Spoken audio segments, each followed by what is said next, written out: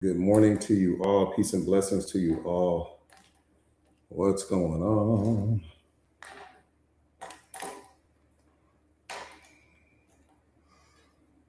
What's going on, you guys? Good morning to you. Peace and blessings to you all. Peace and blessings to you all.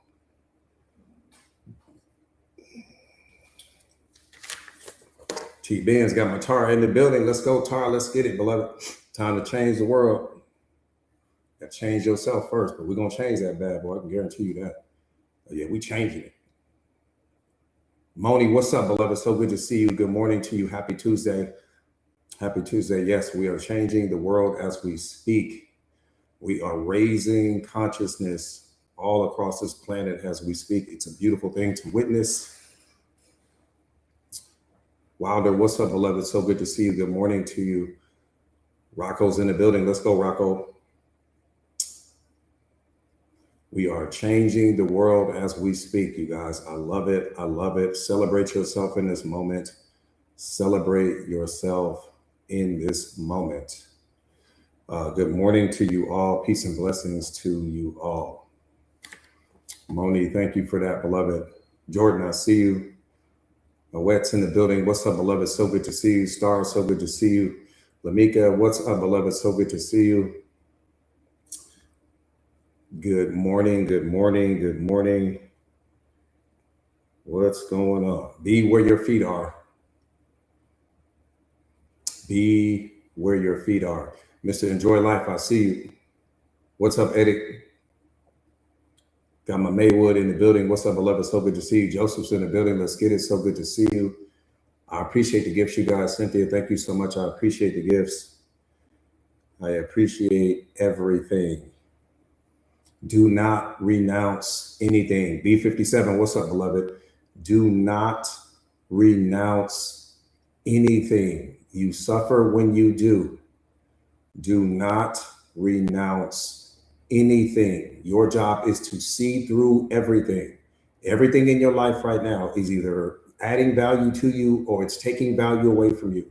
Anything that's not currently adding value to you is taking value away from you, period. So you don't have to reject the thing. Just go off the data.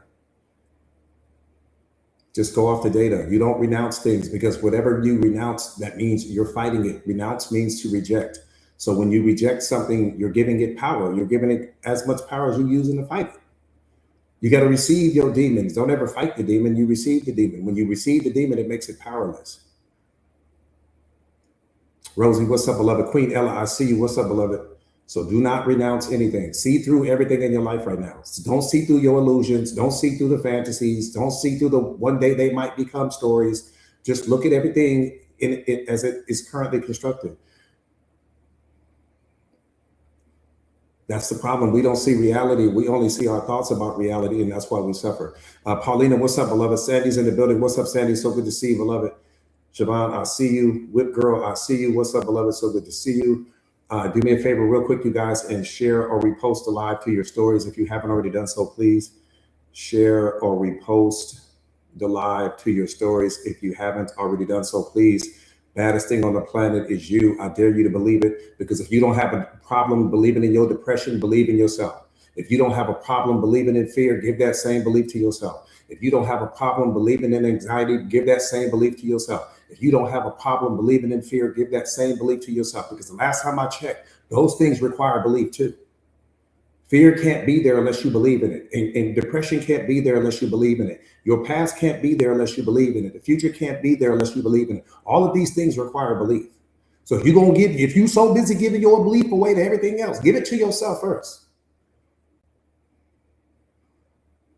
That's all I'm saying. If you don't have a problem but you ain't got no problem giving your belief to the pain. You have no problem giving your belief to the trauma. You have no problem giving your belief to the stories about what hurt you and what broke you and who didn't do this and that for you. If you got the time to give your belief to what's wrong in your life, give your belief to what's right too.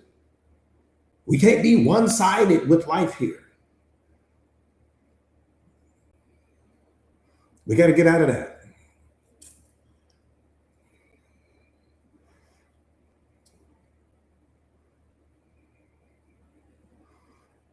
Spider, I'll see you. Again, do me a favor real quick, you guys, and share or repost the live to your stories if you haven't. Queen Ella, I see you, beloved. I see you, beloved. Thank you for that. Thank you for that. That means the world to me because I know how hard you go. I know how hard you go. And we couldn't do it without each other. You needed me and I needed you. And that's why I thank God. Because without the two of us, we couldn't have made it happen. The two of us made it happen. We're going to keep making it happen. We're going to make it happen every day. We're going to make it happen every day. We're going to make it happen. I promise you. I promise you. I'm going to pour everything I am into you, everything I got, everything I know. If I know it, you're going to know it. Period. And again, it's just everything is radical acceptance now. Everything is about radical acceptance, you guys. Everything is just radical acceptance.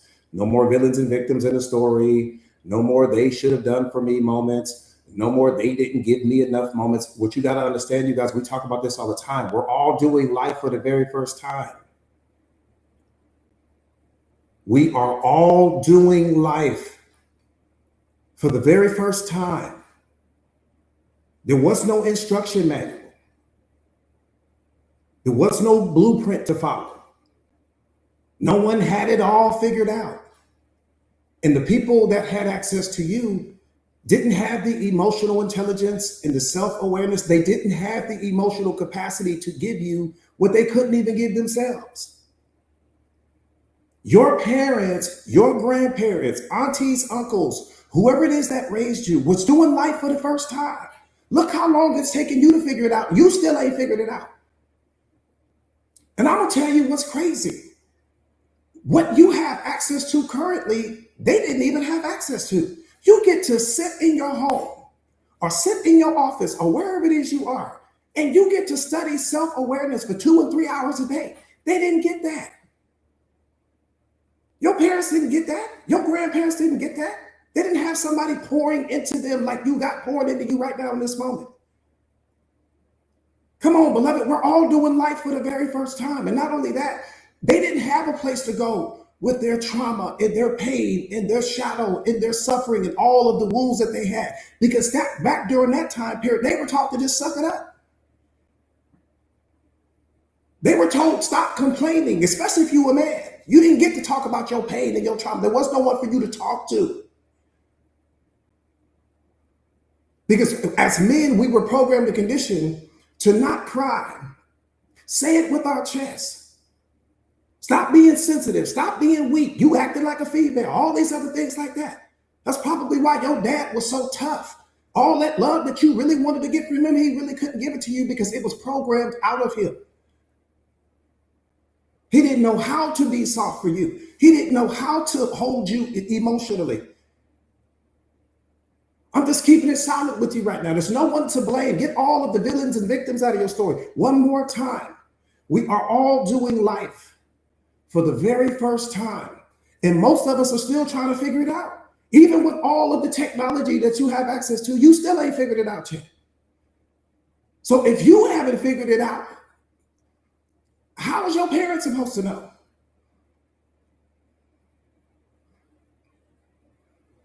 That's all I'm saying. Damn, give them some grace. Stop blaming people for what they couldn't give you. How can I give you awareness if I don't have it? How can I give you emotional intelligence if I don't have it? How can I meet you where you want to be met if I'm still dealing with my pain and my trauma and trying to raise you at the same time? Come on, what are we doing here? That's why I love awareness, because it positions you to see the world clearly. Some of you guys, you don't see the world clearly. You only see the world through your emotions. You see the world through your pain, through your trauma, through your triggers. That's how you're seeing it. So your heart has been hardened by what happened to you. Even though what happened to you wasn't designed to break you, what happened to you was a part of your purpose. It's a part of what you came here to heal, spiritually speaking. Right? So it's just important that we understand that there's no one to blame. Now, you can walk around and blame people all you want, but the only person that's going to suffer from you doing that is you.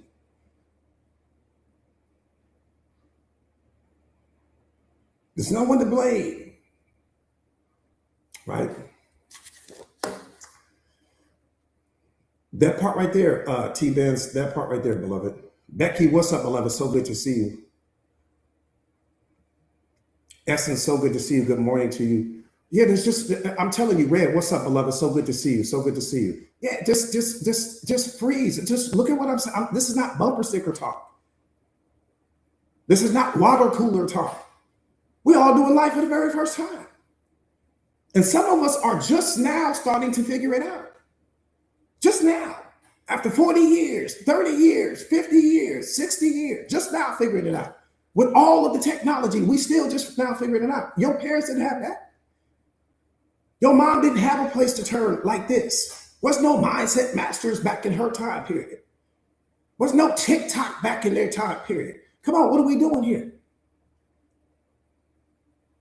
We always want to blame someone. You'll never become powerful as long as you keep pointing the finger at someone else. Just see, the beautiful thing about life is that it comes with the reset button. Most people don't realize that. Life comes with a reset button. But God is like, why don't you just hit the reset button? Why don't you stop hanging on to what's old and why don't you step into what's new? Hit the reset button. Just start fresh from right now. Right now in this moment, you can make a conscious decision to change your life. You can make a conscious decision to become the most self-aware version of you. You can make a conscious decision to no longer experience or settle for anything less than what you're experiencing and settling for right now. You can make a conscious decision in this moment to just say, you know what? I'm just going to start fresh right now. I may not be able to change the past, but I can change where I'm going. I may not be able to change the past, but I can change who I am. I may not be able to change my past, but I can damn sure change my future.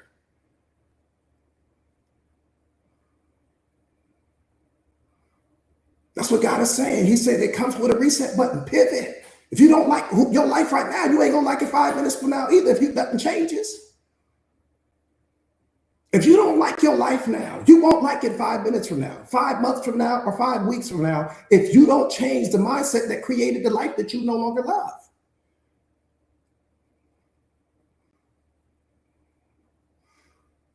You gotta hit that reset button.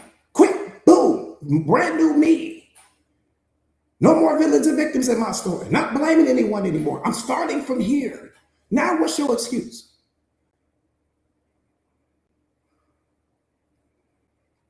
See, when we say we want closure, closure is oftentimes an excuse that we write ourselves to remain the same. Because we're not really looking for closure. When we say we want closure, we really just say we're not ready to move forward yet. Anytime you're looking for closure, what you're really saying is, I'm not ready to move. I am the closure. I don't need to look for somebody. I don't need somebody to authorize me to feel good about myself. I am closure. I don't need to wait for you to give me some apology based upon what you think I want to hear. Because anytime you're looking for closure, the only thing that person's going to tell you is what they think you want to hear. If the person was sorry about what they did, they would have never did the thing to begin with. So I don't need your apology. I don't need your closure. I don't need you to give me permission to feel good about myself. Don't need any of that. I'm telling you, the baddest thing on the planet is you. I'm telling you. You just got to give yourself permission to be it. Stop competing with other people because there is no competition, beloved. You compete against your programming. You're competing against your ego. That's the enemy in your life. Damn the enemy outside of you. What about the enemy that's robbing you of your happiness right now? What about the enemy in your mind that's robbing you of the unconditional love that you could be experiencing? What about the enemy in your mind that's robbing you of your peace? What about the enemy in your mind that's convincing you to stay in your comfort zone? We ain't gonna talk about that enemy. We're gonna talk about the person at your job all day. We're gonna talk about the person that criticized you on your little live streams or your little videos that you posted. That's the enemy we focus on. You ain't worried about the enemy that's robbing you of your peace. You're not worried about the enemy that's robbing you of your happiness that you wake up with every single day. You ain't worried about that one. See, you focus on the wrong enemy. Every external enemy that you have is only someone wearing the face of a wound that you haven't healed within yourself.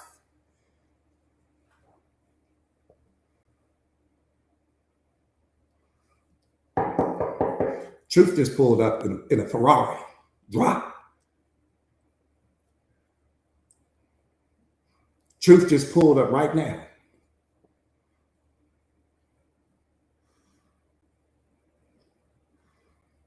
I said every external enemy that you have is someone wearing the face of a wound that you haven't healed. You don't like it in them because you don't like it in you.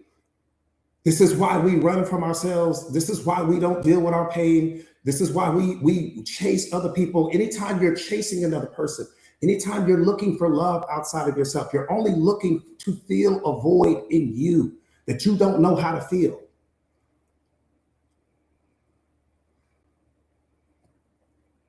Your external enemies only wear the face of your pain. They wear the face of some outdated version of yourself that was out of alignment with who you really.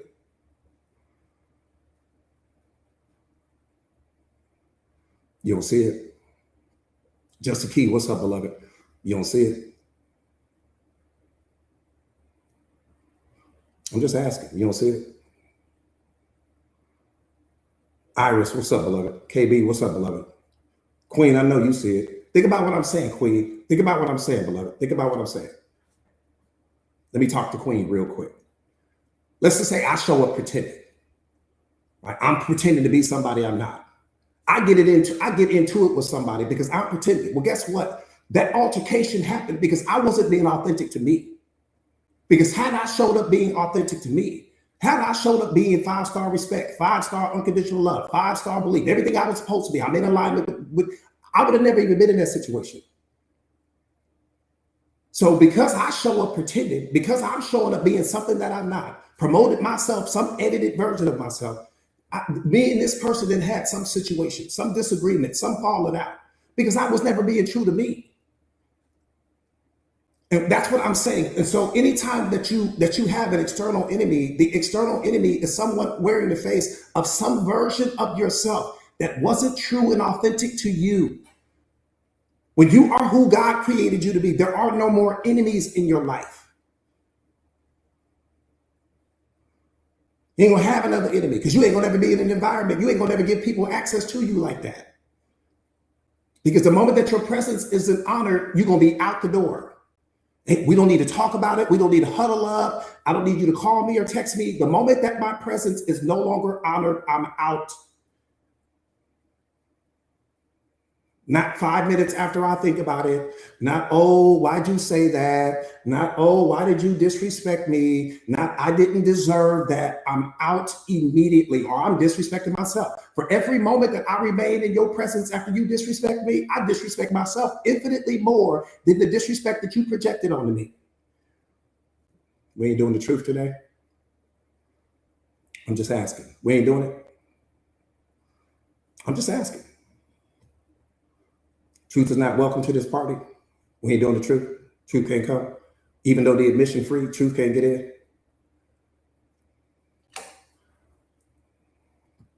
LaDana, what's up, beloved? Yeah, Gen C, this is the appetizer, beloved. We just shadow box right now. B57, I see you, beloved. Love you too, beloved. I'm so happy you're part of the team. I'm so happy you're part of the family. B57, I'm so happy you're part of the family. We just shadow boxing right now. You guys know my job is to come at you. I'm gonna come at you with everything I got.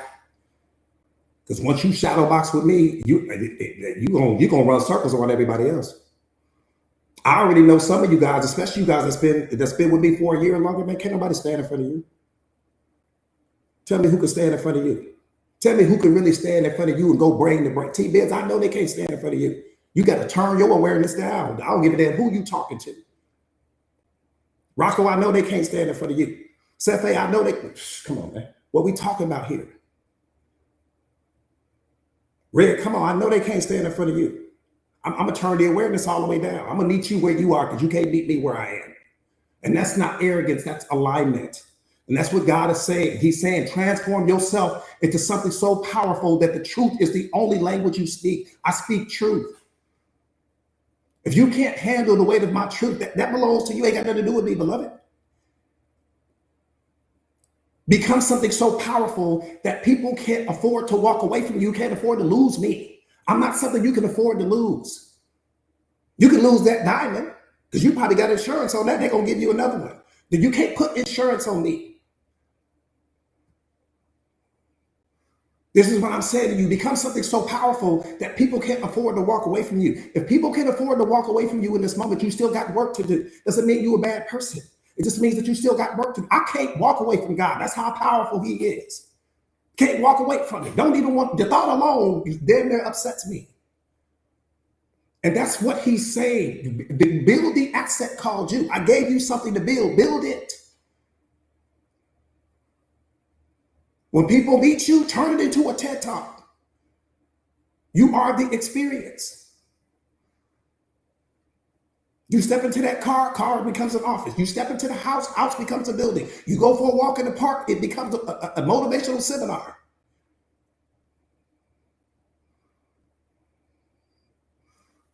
That part right there, Queen Ella, that part right there, beloved. Thank you for the gifts, Wynette. Thank you for that. All right, enough appetizers. Let's get into the show.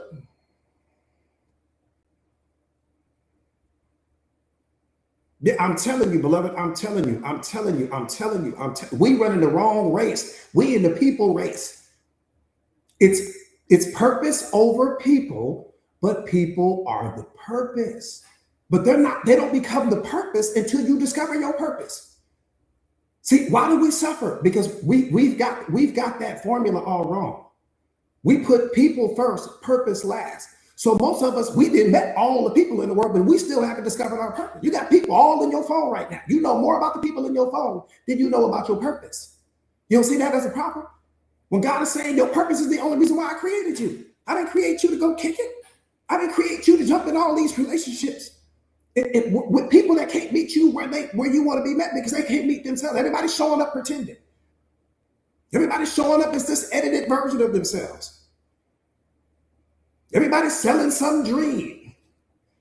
No, it's purpose over people. But people are the purpose. But they don't become the purpose until you discover your purpose. Because my passion is for me, but my purpose is for the world. My passion is for me, but my purpose is for every person I meet. My purpose is what I give away, but my passion is for me. You don't get the tree. You only get the fruit that the tree produces. You don't get the tree. You ain't caught none of what I just said. People don't get the tree, beloved. You're the tree. Your kids is your fruit. The job is your fruit. The car, the clothes, the jewelry, all your fruit. They can have all the fruit, but they don't get the tree. Some of you guys are giving the tree away to people that can't take care of their own tree. You got people disrespecting the tree and abusing the tree, and the tree's suffering, and the tree's stressed out, and the tree is planted in the wrong environment. Come on, what are we doing here? God say, no, take care of the tree. You water that tree. You love that tree because that tree can produce any fruit that you want, but it can't produce fruit when you got it under stress. It can't produce fruit when people put their hands all on it. It can't produce fruit when people are disrespecting it. Can't produce fruit like that.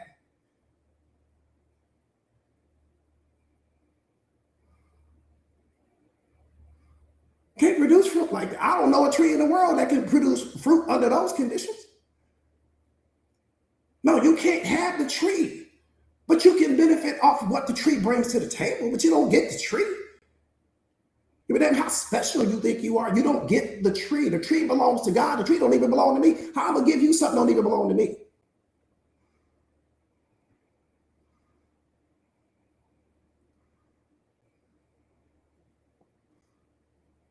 Dave, what's up, beloved? Myra, I see you. Do me a favor real quick, you guys, and share or repost the live to your stories if you haven't already done so, please. God the Most High, what's up, beloved? So good to see you.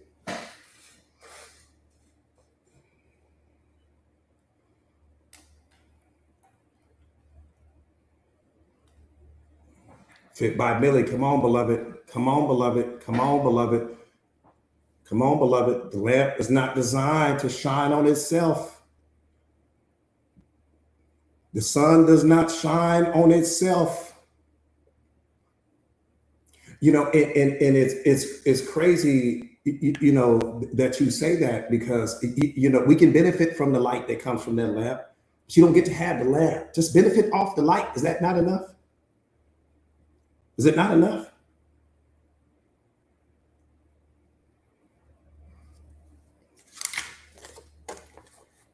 Brock, what's up, beloved? See through yourself. See through yourself. It's the greatest gift that you can give yourself. See through yourself first. That's assignment number one. That's awareness 101. See through you. And you'll stop seeing people through all of your illusions. You'll stop seeing people through the fantasies. You'll stop seeing people through their potential while ignoring their reality. See through yourself first. What does that mean? It means look at your pain. Look at all of your trauma. Look at everything in you that you still haven't healed. Look at how much about yourself that you still don't understand. Look at the depression that shows up from time to time. Look at the fear that shows up from time to time. Look at the anxiety that shows up from time to time. Look at your ego still online. Your shadow is still online. Right? Your programming and conditioning is still online, which is how you see the world. You don't see people as they are, you see them as you are. Okay, so freeze that thought. Every person that you meet is just like that. I don't give a damn how much pretending they do. 9 out of 10 people that you meet is dealing with everything you're dealing with right now. So why would you make that person so special? Why would you place them on some pedestal in your mind? Because they impressed you with a car that only takes some credit to get. They impressed you with some money. They impressed you with some clothes, a house, jewelry. What impressed you? Because you'll never be in a relationship with the car.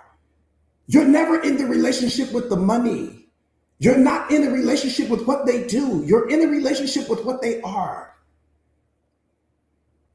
You date their programming and conditioning, not the person. You date their trauma, not the person. You date their pain, not the person. That's what you're going to be in the relationship with. Once all of that honeymoon phase of the relationship and all of the sugary conversations and then you're so great and I can't live without you. Once all of that leaves, that's what comes online. Here comes pain knocking at the door. Here comes trauma knocking at the door. Here comes ego knocking at the door. Here comes all of my suffering knocking at the door. Here comes everything I've been running from knocking at the door. What made me special? Special was a story that you told yourself that you projected onto me. I was never special. Special lives in your mind. Special doesn't live in me because I haven't even become the person I'm supposed to be as of yet. That's why we met. We met because I'm an energetic match to your trauma. We met because I carry the same level of psychological wounds that you carry. We met because I came into your life for one of two reasons. I either came to give you something to love or I came to give you a lesson. And if I'm not awakened to myself, then you're going to get the lesson. You won't get the love. The love is going to come from you. The lesson is going to come from me.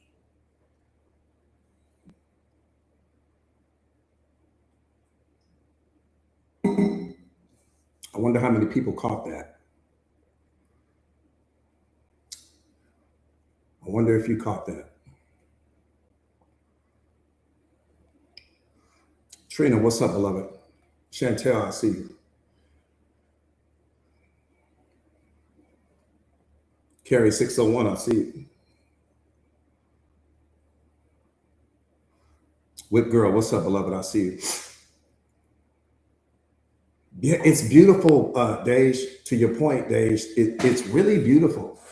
You know, life is going to give us two things. It's going to give us two L's, right? You're either going to get love or you're going to get a lesson from that person.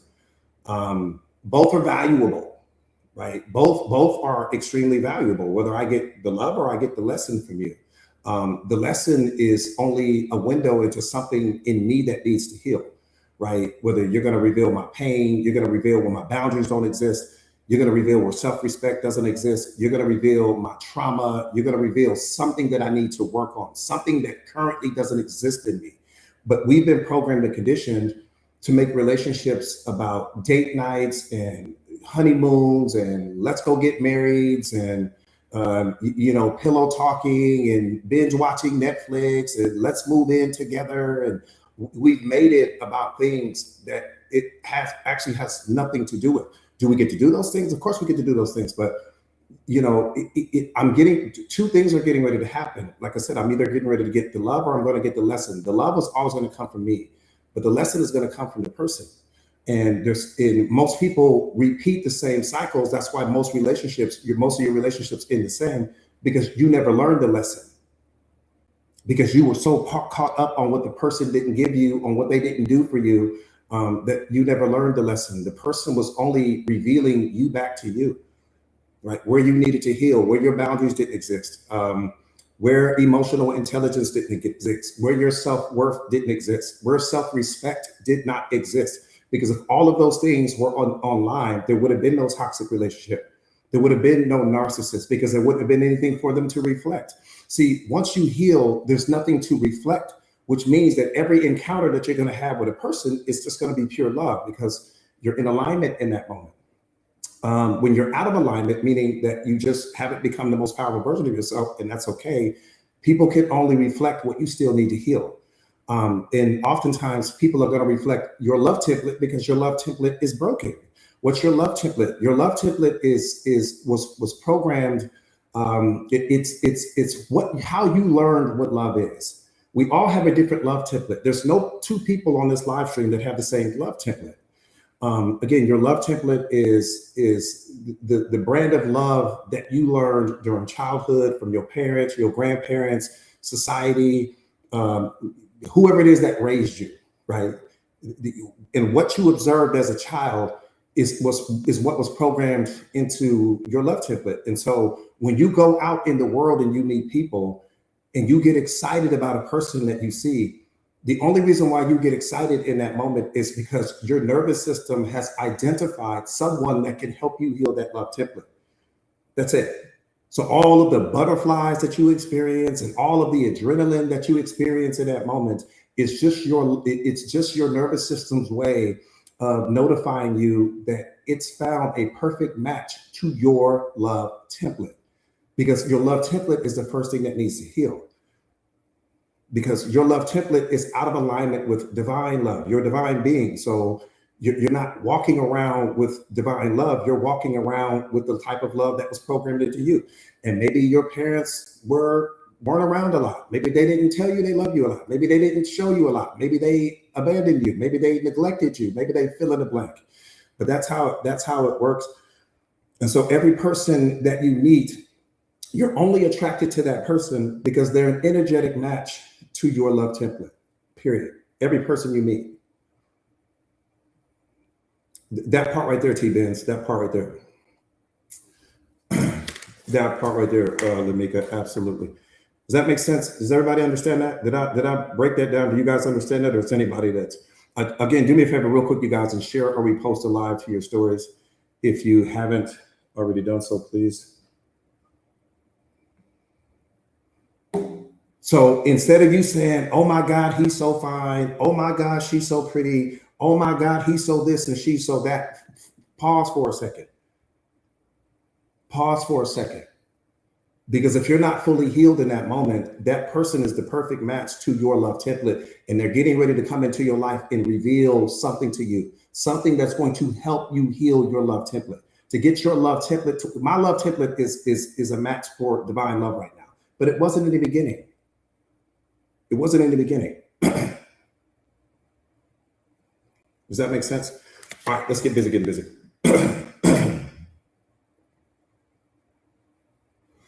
You attract what you fear.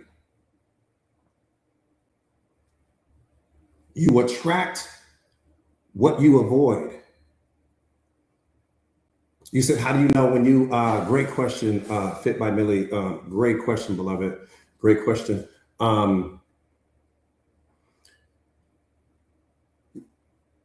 When you no longer place expectations on other people,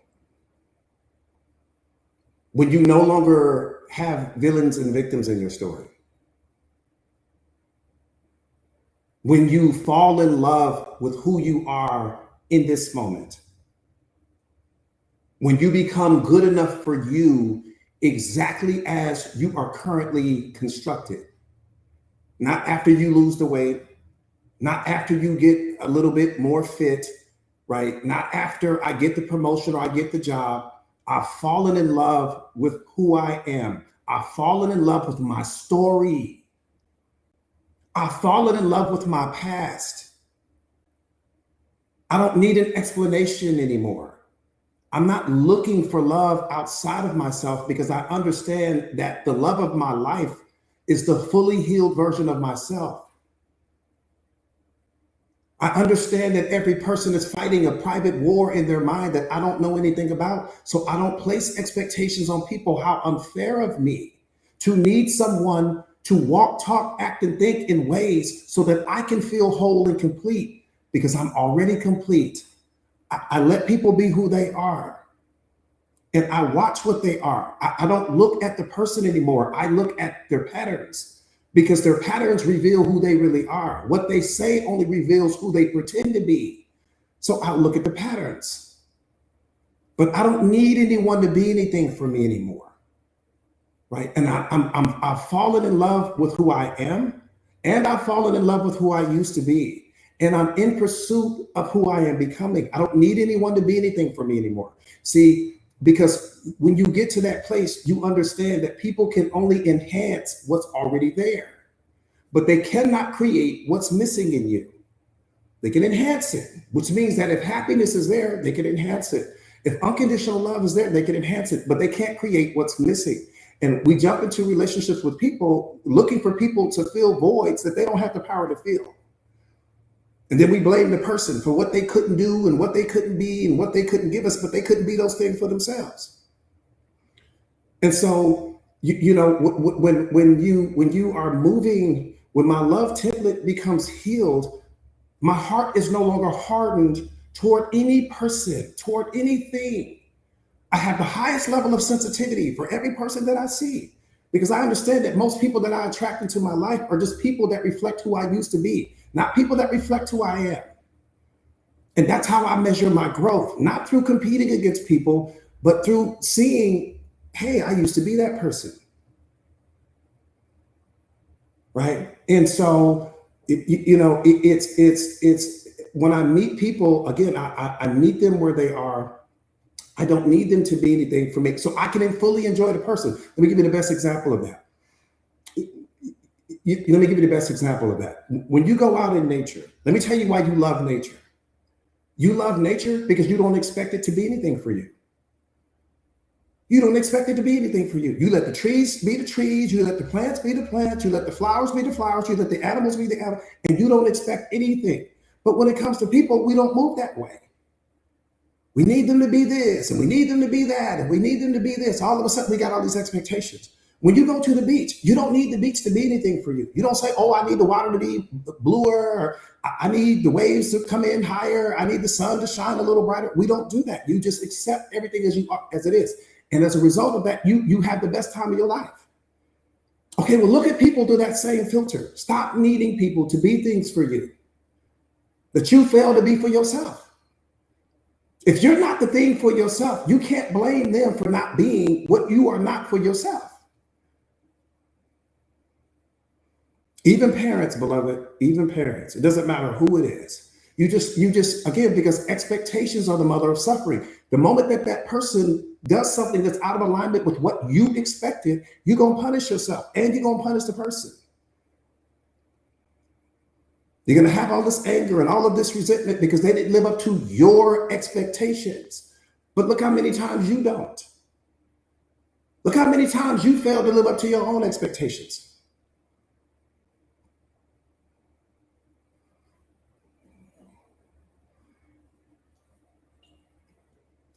So the whole purpose of life, part of it, is to heal your love template, right? I want my love template in alignment with God's love template.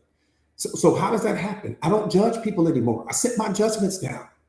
I sit my criticisms down. I sit my assumptions down. I sit the stories that I create in my mind about who I think people are. I sit that down. I don't place expectations on people anymore, right? I set all of the prejudices down. I set everything down. So now I can really see the person. And I do everything in my power to see the person through their story, because if I don't see them through their story, then that means I see them through mine. There's only two ways to see a person. You either see the person through your story or you're seeing them through their story. There ain't but two ways to see a person. And 9 out of 10 people, you're not seeing them through their story because you don't have access to it. So you see them through yours. And this is why we become so judgmental. There's only two ways to see a person. You're seeing them, but what filter are you seeing them through? So Presley, I appreciate you, beloved. What girl, you said you see it now? What girl said, I think she said she sees it now.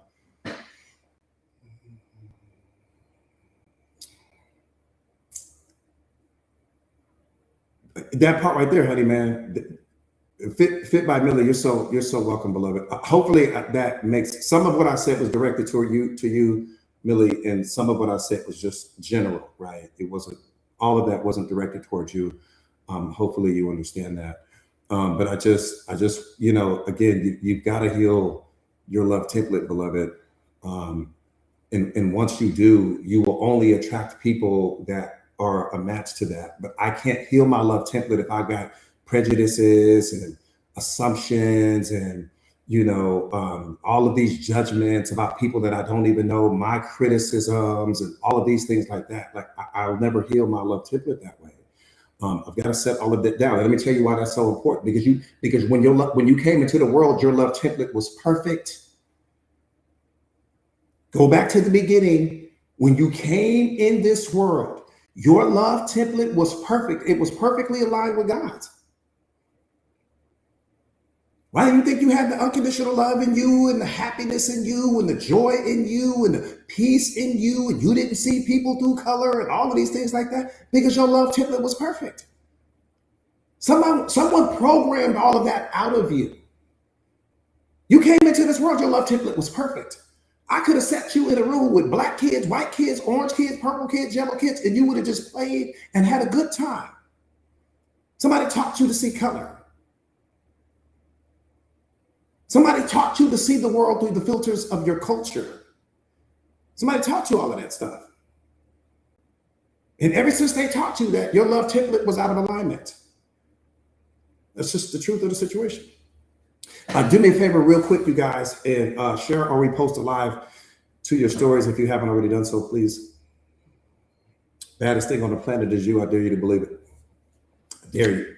I dare you.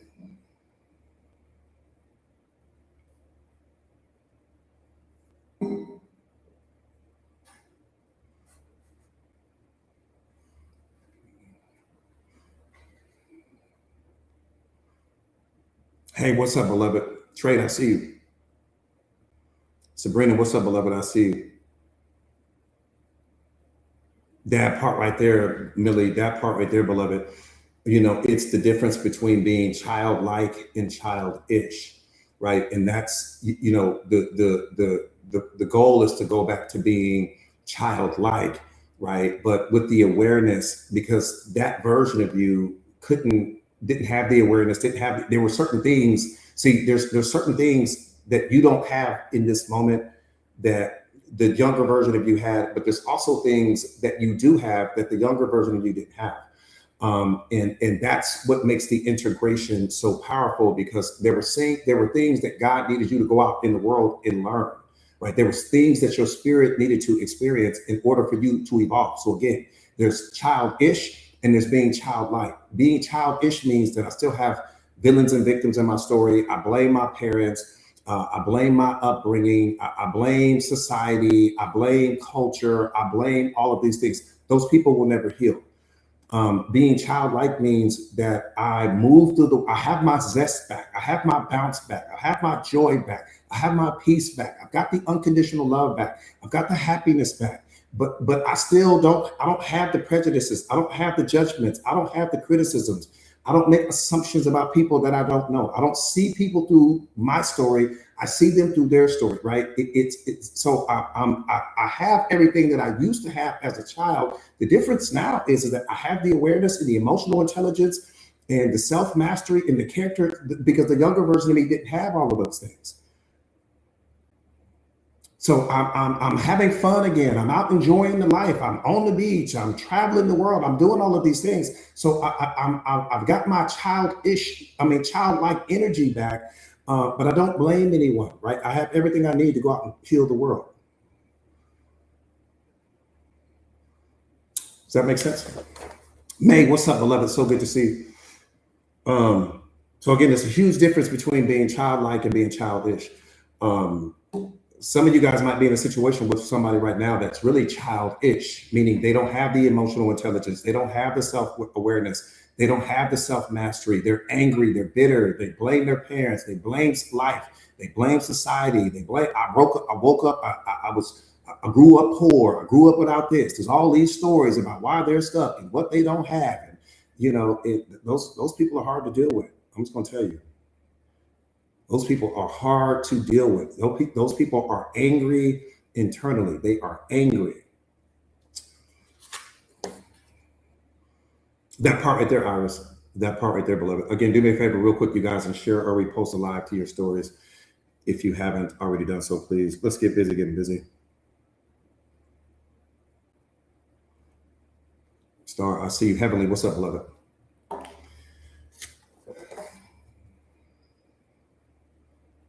Let me say this to you real quick. I don't know why I feel like I need to say it, but I need to say it.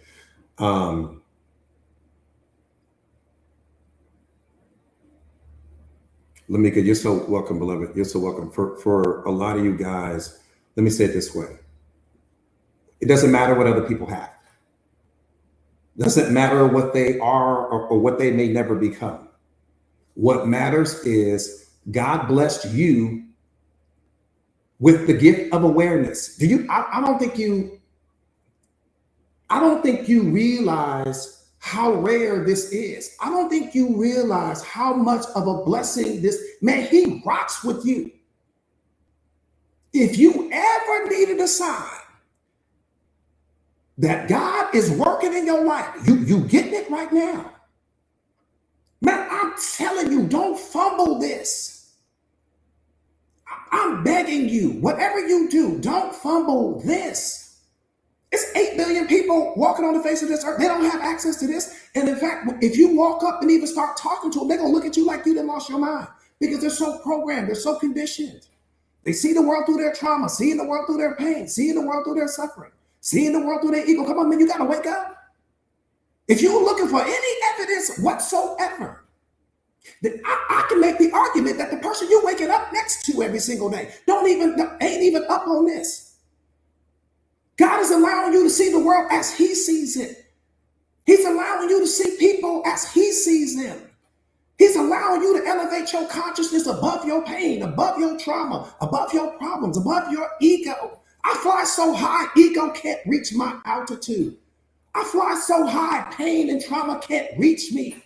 I'm too high for them. I'm telling you now. So please, whatever you do, man, don't fumble this. He's showing you. You know how many people, look how many people, I could damn their name on two hands. How many people, historically speaking, have gained access to this level of information? It's mind-blowing. He don't just hand this out. This ain't Halloween where everybody just gets something. He's giving it to you. And the billion-dollar question is, what are you going to do with it? Because there's no limitations to what you can do with it. So you got to understand, your spirit does not know limits. Because your spirit comes directly from God. It doesn't know what limitations are. It don't know what pain is. It doesn't know what suffering is. It doesn't know what trauma is. It doesn't experience those things. The only thing your spirit knows is that it's pure source energy, that it's pure potential. It only knows what it can do. It doesn't ever look in the rearview mirror like your ego has you doing. It doesn't live all out in the future because your spirit understands there is no future. There's just this moment. It doesn't focus on the past because it understands there is no past. There's just this moment. Your spirit doesn't need to be validated by some person. Your spirit has already been stamped by God. That's the only validation it needs. It doesn't chase anything. It only attracts. It doesn't need to be fixed. It doesn't need to be healed. It needs to be understood. All of our suffering comes from a lack of understanding. It comes from what you don't know. It's like that child walking in a room. When that child walks in a room, he's terrified of the dark, not because something is wrong with the dark, because he lacks understanding with respect to the fact that there's nothing in the dark. All of the problems is in his mind. It's not in the dark. So he's not afraid of the room. He's afraid of what he imagines might be in the room. But the moment you turn on the light, fear is gone. The moment you turn on the light, anxiety is gone. God is turning on your light.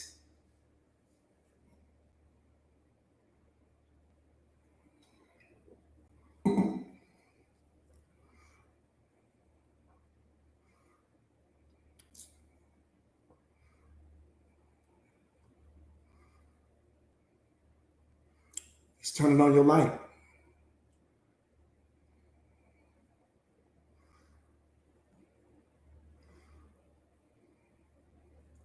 And your job is not to dim your light for any person. Don't dim your light for any person, not for some relationship, not for somebody you think loves you, not for somebody you think you get ready to do forever with, because today's friend can become tomorrow's enemy. Today's lover can become tomorrow's enemy. My relationship was with God first. We talk about this, the 1+1. It's the 1+1. You're in a synergistic relationship right now as we speak. All of your relationships should be synergistic relationships, meaning when we come together, we create something more powerful. But we can't come together and create trauma. We can't come together and create suffering. We can't come together and create pain. We can't come together and create unhappiness, because all of those things are indicators that this relationship doesn't work anymore. It doesn't make them bad. It doesn't make you good. It just means we don't work together anymore. If you come together with a person and there's pain there, there's suffering there, there's more tears than smiles, something is wrong there. Listen to your emotions. That's what they're for. They're indicators. They're telling you this situation is out of alignment with who you are becoming. Does it make the person bad? It doesn't make you good. This is why you got to read your emotions like a fine novel. They're data, beloved. They love you. They're loyal to you. You don't ignore the emotion. You honor it.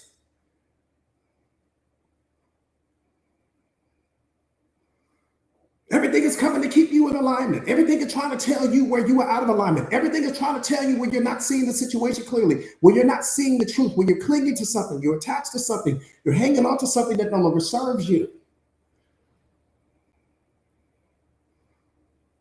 I'm telling you, if you would just get in alignment with what you are,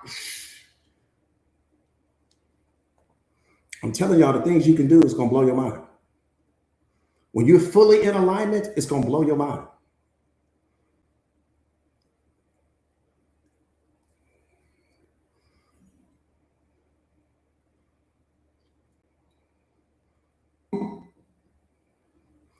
Everybody is teaching you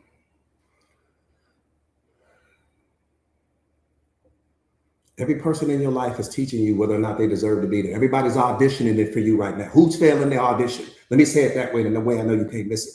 Every person in your life right now is auditioning for a role that you assigned. Who's failing the audition?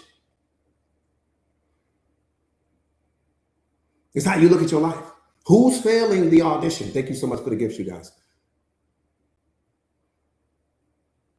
Because everybody ain't hitting it. Somebody's failing the audition. And see, this is what I want you to understand. Happiness, anytime happiness is not in your life, it's only because you have added something to your life. Let me say that one more time in case your earpiece may have fallen out. Anytime that there's no happiness in your life, it's only because you have added something to your life. And it's that addition that's causing you to be unhappy. The person doesn't have the power to create your unhappiness. The meaning that you assign to them does. So you don't look at the person as being the problem. They're not the problem. They're just being what they are. But the meaning that your brain continues to assign to that person is coming back negative, which is an indicator that you need to remove yourself from the situation. Let me tell you what we do. Oh, let's go to the couples counseling. Let's go talk to the therapist. Let's go talk to the pastor. So you ignore your emotions. Your emotions are saying you're no longer an energetic match for this person. I'll give you that who you go talk to. Nobody can rewire the love that you no longer feel for that person. No one can rewire the happiness that you no longer experience in the presence of this person. No one can rewire who you become in the presence of this person. You don't love who you are in the presence of this person. And your mind knows that. So it doesn't matter who you go talk to.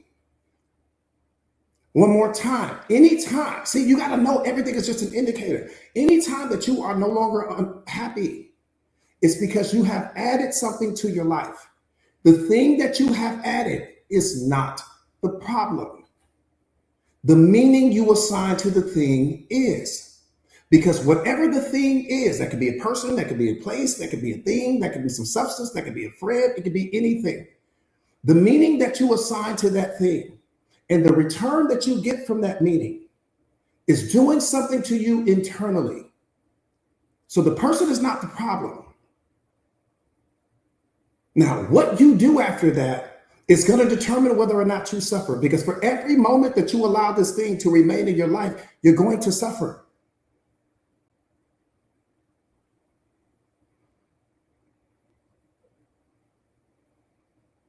You're going to suffer. One more time. Don't blame the person for not meeting you where you want to be met. Don't blame your circumstances. You have to understand you are a meaning-making machine. You do that better, damn near better than you breathe. That's how you survive, through the meanings that you assign to situations. So you're assigning a meaning to this person. It's coming back negative. So your emotions are telling you we're no longer aligned. Maybe I've outgrown you. Maybe you've outgrown me. But somehow, some way, we're no longer aligned. What am I going to do now? Am I going to continue to build a life around this relationship? Am I going to continue to hang on to you even though you can't meet me where I want to be met? Am I going to continue to wake up every single day and suffer? What am I going to do? Because suffering doesn't come from the situation. Suffering comes because of what you won't walk away from.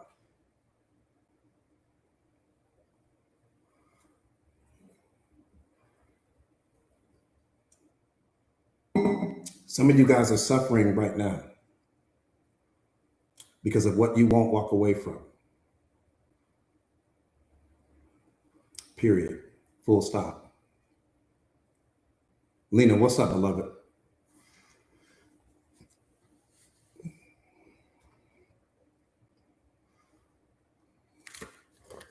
Rich, what's up, beloved? So good to see you.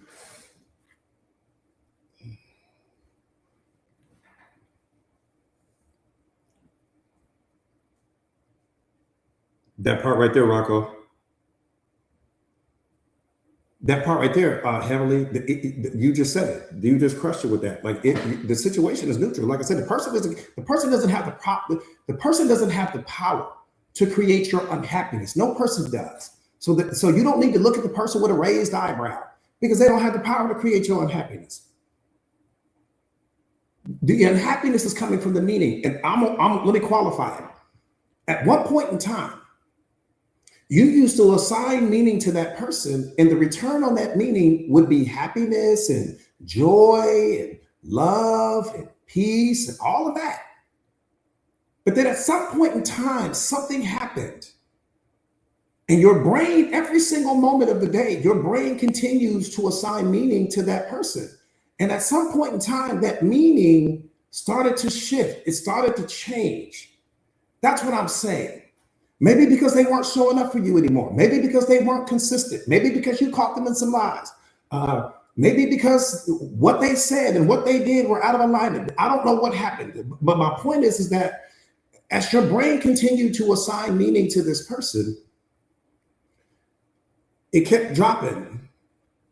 And before you know it, the same meaning that you used to give you happiness, joy, peace, and love now gives you anger, now gives you frustration, now gives you unhappiness, now gives you sadness, now maybe even gives you depression.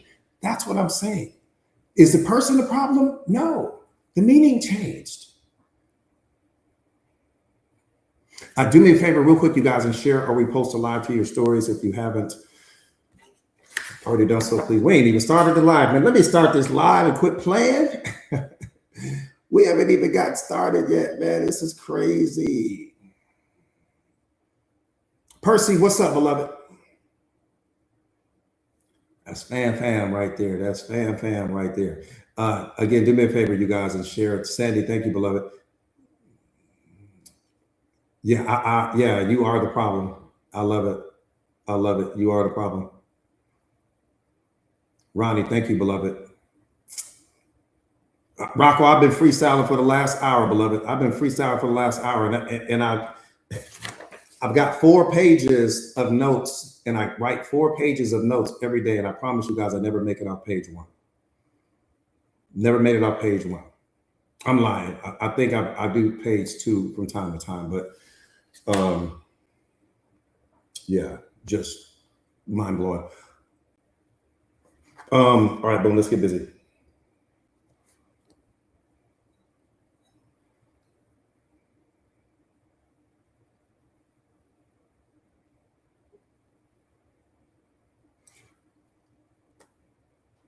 That part right there, Dej. That part right there.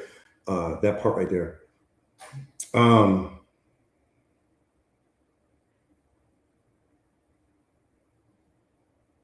God aside, let's take him out of it just for a quick second. God aside, in the history of this planet, the biggest thing is what? What comes to your mind first?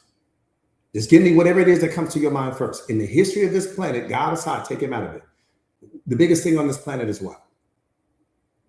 Let me just see where you guys go. Let me see where the awareness is. Somebody said me, I love it. Me, I love it.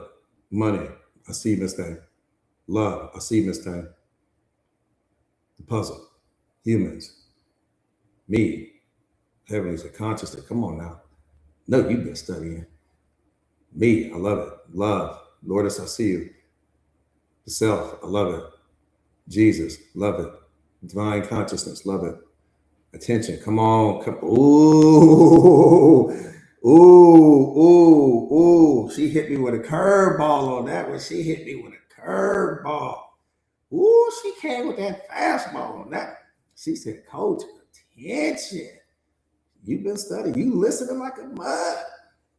Okay, I love it. Darlene, what's up, beloved?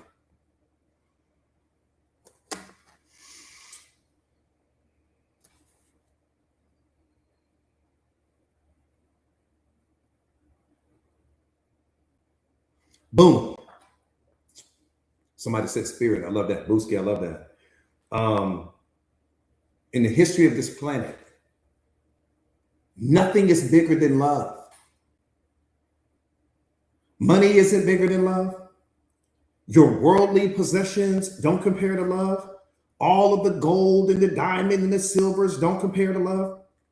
I don't care what you are chasing in life right now.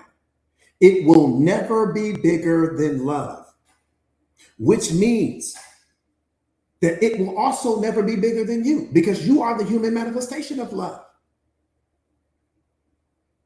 You're the human manifestation of that. See, our job is to chase self-mastery, chase emotional intelligence, chase self-awareness, because those things bring us back to what we are. But let me say that one more time. I said, in the history of the planet, nothing is bigger than love. Money isn't bigger than love. Your worldly possessions don't compare to love. All of the gold, diamond, and silver don't compare to love. I don't care what you are chasing in life right now. It will never be bigger than love, which means that it will never be bigger than you. Nothing you are chasing will ever be bigger than you. Why? Because you are the human manifestation of what love is. You are love personified. Period. I don't care what you're going after right now. It will never be bigger than love, which means I got to catch me. I've got to master me. Through self-mastery, through self-awareness, through emotional intelligence. That's what Jesus did. He mastered himself. He just took the time to do what other people weren't willing to do. And you see that all over the world right now. Awareness is available to a whole lot of people. They just would rather chase people. See, people aren't looking to be happy. People are only looking to chase the things that they've been programmed to believe will make them happy. So they chase the money because they think it's going to make them happy. They chase people because they think it's going to make them happy. Right?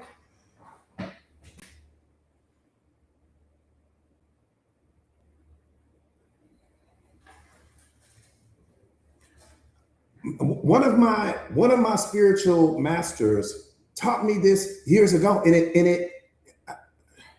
I didn't believe it at first.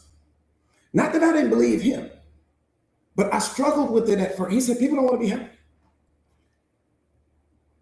He said, people are not looking to be happy because we've been programmed and conditioned that things make us happy. So what do we chase? Money. We chase validation. We chase people, but we're only chasing these things because we've been programmed to believe they're gonna make us happy once we get the thing.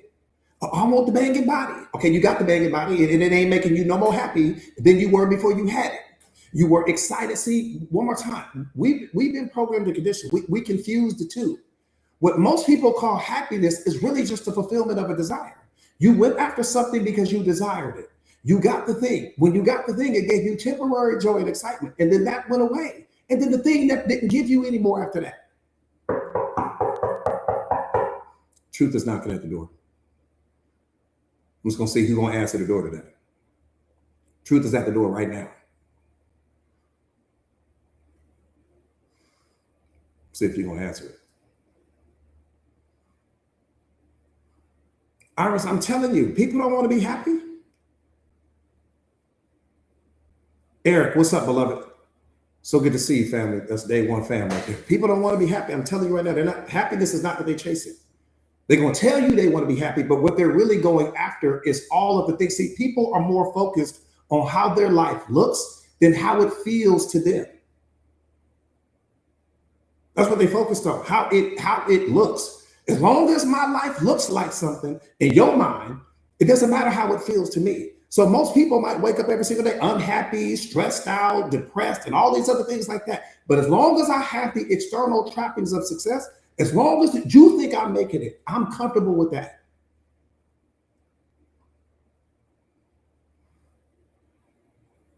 So it's not that people aren't chasing happiness, because happiness is something you can't chase. How do you chase what you already in possession of? See, your job is to remove the obstructions that are keeping happiness from being in your life. Starting with that toxic relationship, starting with your programming and conditioning, starting with all of your wounds and your trauma, starting with your ego. See, there are obstructions in your life right now that are keeping happiness at bay. What do we say all the time? When the eyes are unobstructed, the result is sight. When the mind is unobstructed, the result is wisdom. And when the heart is unobstructed, the result is unconditional love. You've got some obstructions there. There are obstructions there. It's not that the happiness isn't there. It's not that joy isn't there. It's not that unconditional love isn't there. There are things that are blocking it.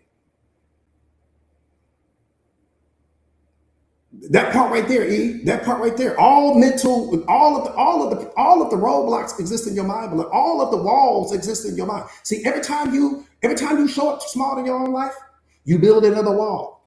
Every time you tolerate disrespect, you build another wall. Every time that you don't speak your truth, you build another wall. Every time you don't show up for yourself and you don't keep your word to yourself, you build another wall. Some of you guys are trying to scale the very walls that you keep building in your mind.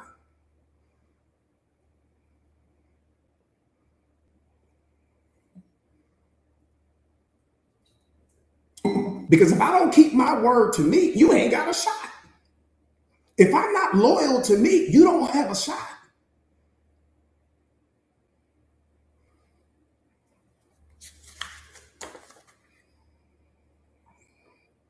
Happiness is not something that you chase, it's something that you are, but you have to remove the obstructions. It's just like love. You don't chase love. Love is what you already are.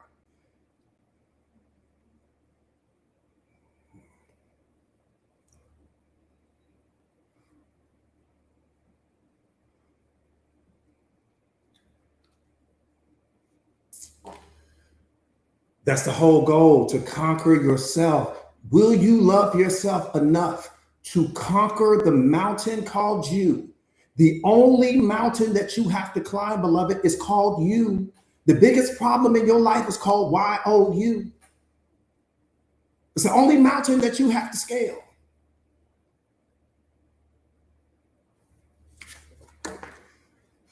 That part right there, E. That part right there.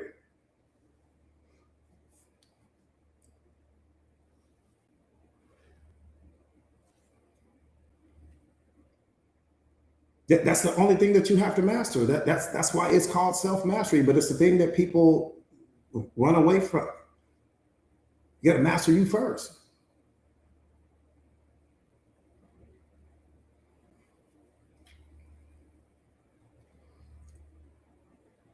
Let me give it to you in a way I know you can't miss it.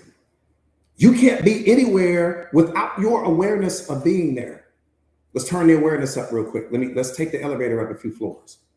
You can't be anywhere without your awareness of being there. Wherever your awareness is, that's exactly where you are. If your awareness is focused on the past, you create your pain. If your awareness is focused on who hurt you, you create your suffering. If your awareness is focused on what's missing from your life, you create your unhappiness. Wherever your awareness is, you create that experience. See, your awareness is on this live stream right now. That's why you're able to create the experience of it. But your awareness isn't on your kids right now. That's why you're not experiencing it. Your awareness isn't on your job right now. That's why you're not experiencing that. Your awareness isn't on the gym and all of the people that are there. That's why you're not experiencing that. There could be a whole war going on the other side of the world. You don't know anything about it because your awareness isn't there. Wherever your awareness is, you create that experience, beloved. You have to control where you sit your awareness down. So if I set my awareness on the past, I'm going to create depression. If I set it on the future, I create my anxiety. If I set it on what's missing from my life, I create the unhappiness. I'm in control of where I set my awareness down. But when you lack emotional intelligence and self-awareness, we just set it down anywhere. We set it down on the past. We set it down on the stories about what broke us. We set it down on what we don't have. We set it down on the future. We create all our suffering, and then we don't understand what we're doing.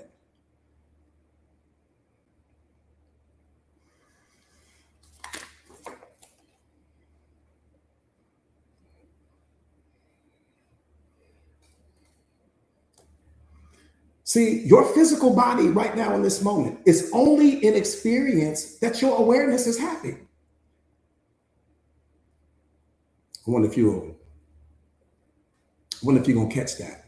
Let me say that one more time. Your physical body is only an experience that your awareness is having in this moment. That's it. That's all. Don't give it any more significance than that. See, let me qualify that. That's why when you dream at night, the dream feels so real. The dream feels real because your awareness is there. I don't give a damn where you set that awareness. Wherever you set that awareness, it becomes real in that moment. That dream is just as real as the reality that you're experiencing right now. Why? Because your awareness is there. Wherever your awareness is, that's where you are. So if you can observe your physical body right now, you cannot be your body. You cannot be the thing that's observing your body and your body at the same time. You cannot be the instrument of sight and the subject of sight at the same time. Turn your spiritual common sense up. Let me say that one more time. You cannot be the subject of sight and the instrument of sight at the same time. It's humanly impossible. The same way that your eyes can't see themselves without some mirror, something reflecting that image back. Your eyes can't see themselves right now.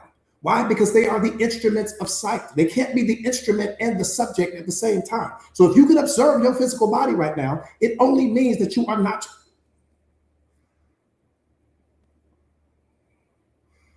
I'm going to see who caught that. I'm going to see who caught that. I'm going to see who caught it. I'm going to see who caught it.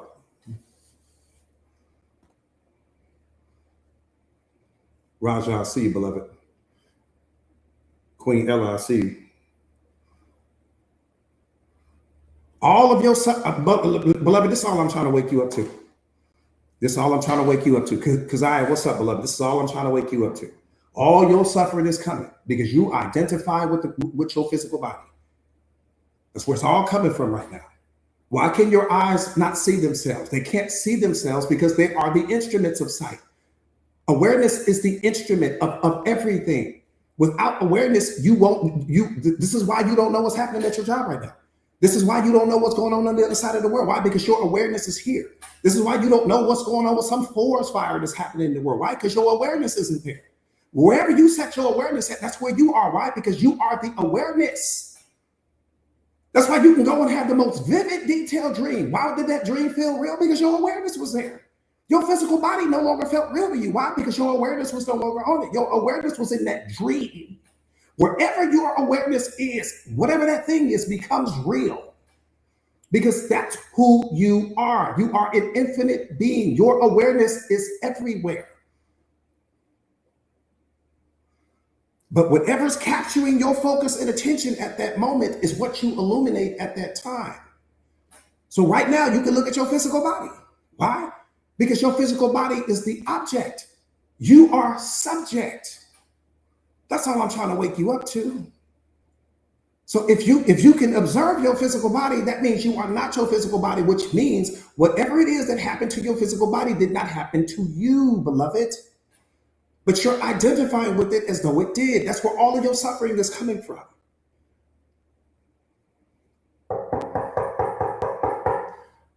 Truth is knocking at the door.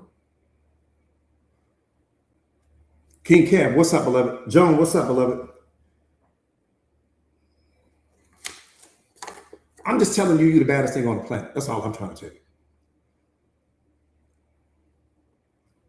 Carrie, 601, I see you. So one more time, let's go do this again.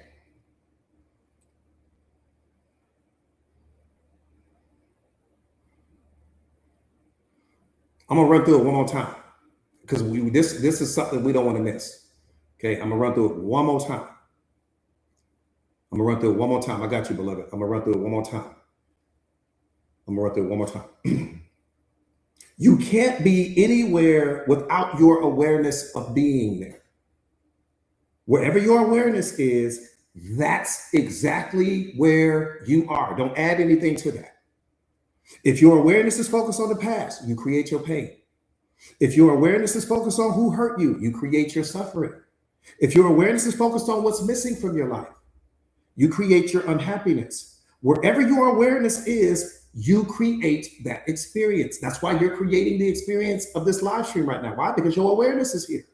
Your awareness isn't on someone else's live stream. That's why you can't experience someone else's live stream, because your awareness isn't there. Now, you can shift your awareness to that person's live stream, and then this live stream goes blind to you. It goes blank to you. It's no longer something that you can experience. But wherever you set your awareness down, that's where you are. That's what you are. Your physical body is only an experience that your awareness is having.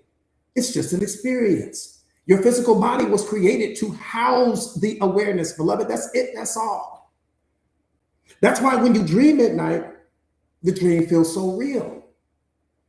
The dream is real because your awareness is there. But when you wake up from the dream, your awareness is no longer there, which means that you can no longer experience the dream. Now you're back into this reality. Your pain is only illusion because it didn't happen to the awareness. Let me say that one more time. Your pain is only an illusion because it never happened to the awareness. Your awareness witnessed the pain, but it did not experience the pain. It happened to your physical body, which you are not. Your physical body is only a temporary experience that your awareness is having. Wake up, beloved. You got to wake up. Look at your physical body the same way you look at a rental car, right? Turn the awareness up. Turn the awareness up. Look at your physical body the same way you look at a rental car. Your physical body is just the rental car that God blessed you with so that you can carry out your purpose. How are you taking care of the rental car? Let me say that one more time. You look at your physical body the same way you look at a rental car. Your physical body houses the awareness, your soul, your spirit, your consciousness. The $1 billion question is, how are you taking care of the rental car? Some of you guys aren't taking care of the rental car. And then we sit here and pray to God to bring us more, but we're not taking care of the first thing he gave us. And then we turn around and have the audacity to allow someone to disrespect the rental car, to abuse the rental car, to not show up for the rental car. What are we doing here? This is the first thing that God gave you to take care of, because what it houses is too important.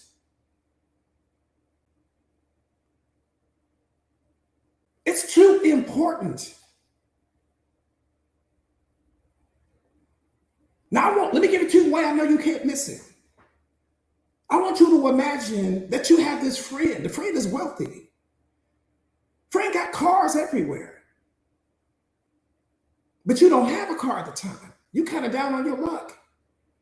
So you go to the friend to borrow a car. The friend says, yeah, I got a garage full of cars. Go pick one. You go pick a car. You drive the car home. You've had the car for a month. Your friend decides to stop by one day, unannounced, just to check on you. But when they pull up to your house, they see the car sitting in the driveway. It's filthy. The car was brand new when you received it. You got fries all in between the seats. Looks like the car hasn't been washed since the day you picked it up. One tire on the car is flat. All of the instrument lights on the dashboard are on and all this other stuff like that. He's looking at, and then you talk about, I need another car from you. You're not going to give that person another car. You're not going to let that person borrow another car. In fact, you might want that car back that you already gave them. You're like, damn, you ain't even taking care of the car. Didn't cost you nothing. It ain't like you paid for it. This asset that God gave you, you didn't pay for it, beloved. He's only asking you to take care of it. Put it in the right environments. Water it like you need to. Show up for it like you need to. Love it like it means something to you, even if it doesn't mean something to anyone else.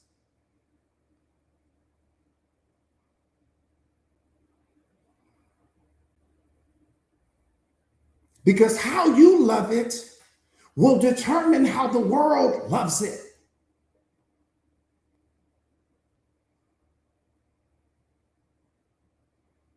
That's what's important. I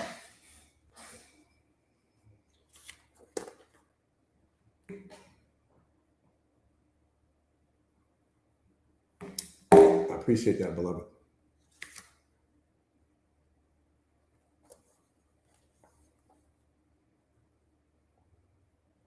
I'm telling y'all, it's Durango. What's up, beloved? How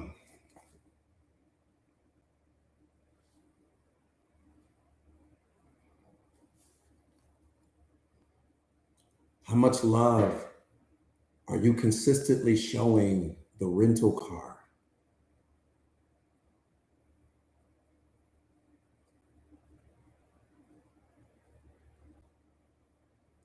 Are you allowing other people to disrespect the rental car? The rental car has to get returned, beloved. It stays here. Even though you go back home, it stays here.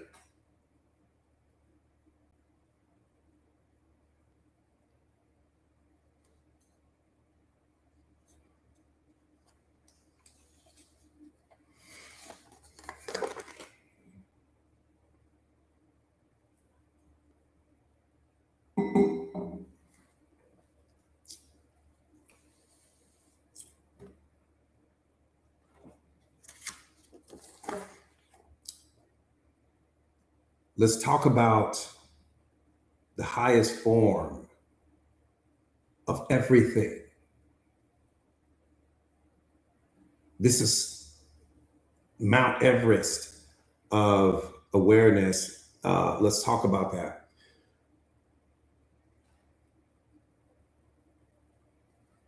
That part right there, honey, man. You know, it's how you are taking care of the asset called you. It's just that simple. We don't have an excuse in the world. We get a fresh 1,440 minutes every single day to work on you, to build you, not to chase people, not to focus on what's missing from your life, not to focus on your problems, not to focus on the past, which is only going to bring suffering because the past doesn't exist. It only lives in your mind. The past is only the present moment remembered. The future is only the present moment imagined. There's only this moment, beloved. I'm sorry that the world has programmed and conditioned you to have your mind split, where you're focused on a past that doesn't exist, you're focused on a future that doesn't exist, and that's going to create suffering. Why? Because you're placing your awareness there. Your awareness knows these things don't exist, but it won't stop you from where you place it. So I'm placing my awareness on something that doesn't even exist. There's only this moment. This is just, it's the forever now. It's the perpetual now. That's all we experience is now. And you have to master your here and now, not your there and then. That's what we have to master, your here and now. Damn the there and then, that's what was.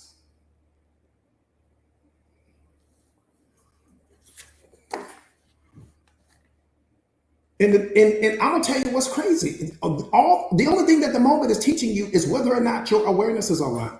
The present moment can only teach you whether you're awakened or whether you're asleep. Most people don't realize that. When you meet this moment, it's only teaching you whether you're awakened or whether you're asleep. Why? Because the moment is neutral. Your suffering is going to come from the meaning you assign to it. Your suffering is going to come from the story you create about the moment. But the moment is neutral. It doesn't have the power to hurt you. It doesn't create your feelings. Your reaction to the moment does. The level of awareness you bring to the moment does. The level of consciousness you bring to the moment determines whether or not you suffer. All right, let's get busy getting busy. For some of you guys that have been with me for at least 6 months or better, do me a favor real quick, you guys, and share or repost a live to your stories. If you haven't already done so, please. Let me see who's going to pass this test. I'm going to take your elevator all the way up to the top. What's the highest form of self-love and self-respect? Let me see how many of my students are going to get it. Monica, what's up, beloved? So good to see you. So good to see you. What's the highest form of self-love and self-respect? If you've been with me for at least 6 months, you better get this one. Come on, Star. Let me see what you're talking about. Authenticity. I love it. Because I said discipline. Ooh, y'all kind of fast with it too. Consideration. Hey, Monica, so good to see you, beloved. Accountability, self-awareness, discipline, just a key. I love it. Authenticity, respect. I love it. I love it. I love it. Here we go. Discipline is the highest form of self-love and self-respect, period. Because when my discipline is online, there is no toxic relationship. When my discipline is online, there is no narcissist. When my discipline is online, there is no showing up small. When my discipline is online, there is no placing people on pedestals in my mind. When my discipline is online, there is no me focusing on the past, me focusing on the future, me focusing on what's missing from my life because I'm too busy building it. When my discipline is online, I'm fully protected in that moment. Nothing can hurt me when my discipline is online. When you become the most disciplined version of yourself, nothing can touch you, beloved. Ain't no disrespect showing up. Ain't no you showing up small. Ain't no eggshell. Eggshells belong at the Waffle House. They don't belong in your life. Weight belongs in the gym. It doesn't belong in your mind. So all that, oh, I'm waiting till Monday. No, discipline is like, no, we're going to do it now. We ain't got time for Monday. See, that's the problem. We live in our lives like we got 1,000 years to live it. This moment did not come with the receipt and the promise of the next moment. This breath that you just took did not come with the receipt and the promise of the next breath. This day did not come with a receipt attached to it, promising you tomorrow. You got now. Focus on your now and who you are getting ready to become now, because your now is what's building your tomorrow. The decisions you make today is what's creating your tomorrow.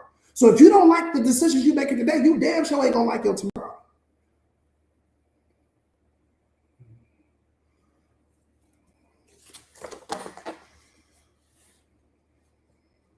Because how can you claim to love yourself, but you're not willing to discipline yourself long enough to give yourself the life that you deserve? How can I claim to love me, but I won't discipline myself long enough to give myself the life that I deserve? The life that you want lives on the other side of the discipline you're afraid to implement. Every problem in your life right now, beloved, is coming from a lack of discipline in some quadrant of your life. Remember, we're 4 parts of a collective whole. You got your physical world, your mental world, your spiritual world, and your financial. So I can tell you that right now. If there's a problem in your life, if there's suffering in your life, if there's something wrong in your life, it's because some discipline is missing there.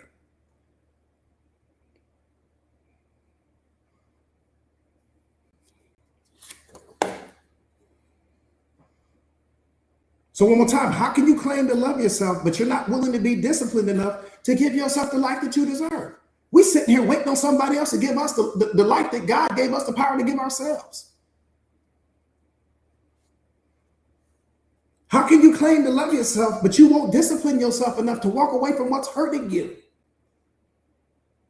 Some of you guys are in a situation right now where you won't walk away from what's hurting you, but you're telling everybody how much you love yourself and how much you respect yourself. But that doesn't make sense. See, this is what God is saying. I know who you are in the dark. The world only knows who you are in the light.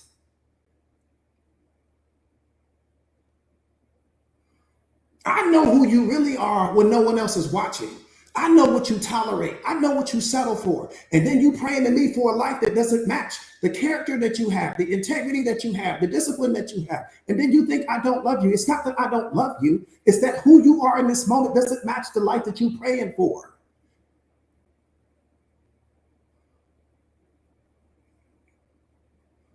I had to learn that. He's like, you can pray all day long. The person you currently identify as can't handle that life that you asking me for. You don't have the discipline to go with that life. You don't have the character to go with that life. This is why I've been in situation after situation and I've lost everything. Why? Because I really didn't have the character to sustain the life that I had. I really didn't have it. I'm just going to be honest with you. I didn't have the discipline. I didn't have the character. I didn't have the integrity. I didn't have it. And so I was being crushed under the weight of the life that I had asked for. Didn't have it. And see, this is one of the ways that God will humble you. He'll give you everything that you want, and then he'll let you get crushed under the weight of it. And then you're going to come back to him, and now you'll be ready to implement the discipline. See, if I didn't get crushed before, I would have never been ready to become this version of myself. I wouldn't have been ready for the character and the integrity and the discipline. I wouldn't have been ready because this version of me knows, ain't no way in hell I would. No. If your discipline is not online, that life that you're praying for, you're going to be crushed under the weight of it. If who you are in the dark doesn't match who you're trying to become in the light, you're going to be crushed under the weight of it. You're going to be crushed and embarrassed at the same time because now people know your name.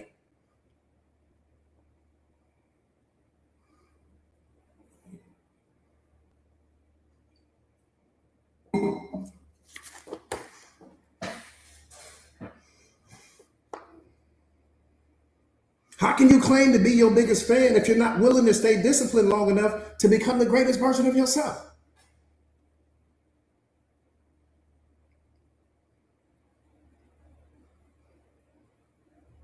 What's the highest form of love? My students better get this.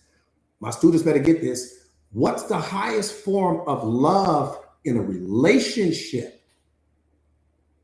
Not self-love, just in a relationship. Y'all man said consideration. Okay. Come on, Jazz. Come on, Lynn. Wanda said transparency. Paulina said, come on, Paulina, quit playing. Heavenly said consideration. Come on, Heavenly. Respect. I love that, love. Sacrifice. You said something. Miss Manifest said consideration. Queen said service. Pam said consideration. Come on. I know my students that's listening. I know my students that's listening. You like, coach, don't come in here with all that, coach. We don't. We listening now. The highest form of love in a relationship is consideration. It's not even close. The highest form of love in a romantic relationship, I'm just talking about romantic relationships now. I'm just giving you the highest form of everything. We're just going through the highest form of everything, category by category, right? Joseph, I see you, beloved. One more time, the highest form of love in a relationship is consideration. When someone literally takes the time to think about how you feel, not after they do the thing, not after they've made the mistake, before they even pull the trigger on the thing. See, when someone makes decisions and they think about how their decisions are going to impact you, that's consideration. In any relationship, how much a person cares about you can only be found in how much they consider you. Feeling safe in your partner's energy is the best type of love. Do you feel safe in your partner's energy? Does your partner consider you before they go make the mistake? Before they go step out and do the thing?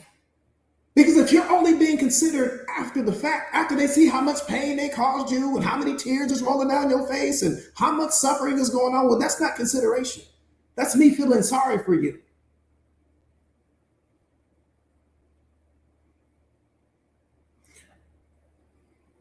See, consideration is so powerful.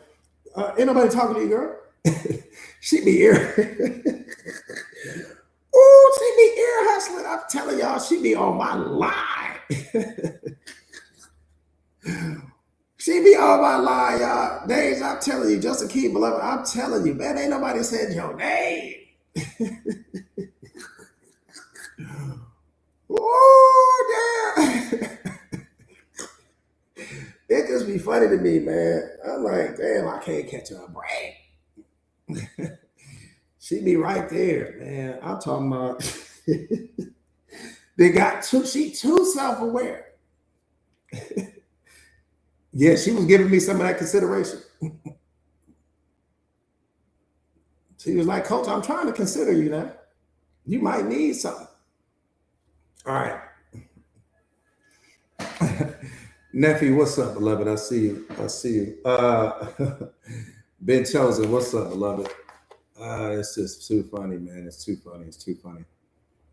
I'm telling you, Tar, she DI now, man. She is DI. But my point is my earlier point,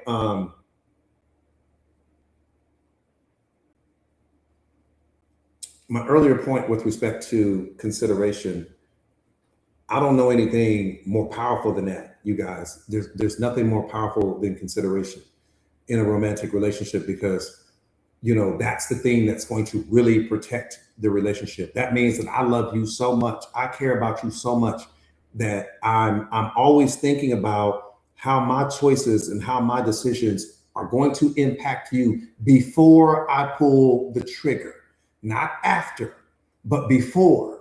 And as I'm considering you in that moment, if I think that this thing may cause you to feel some type of way, if this thing may cause you to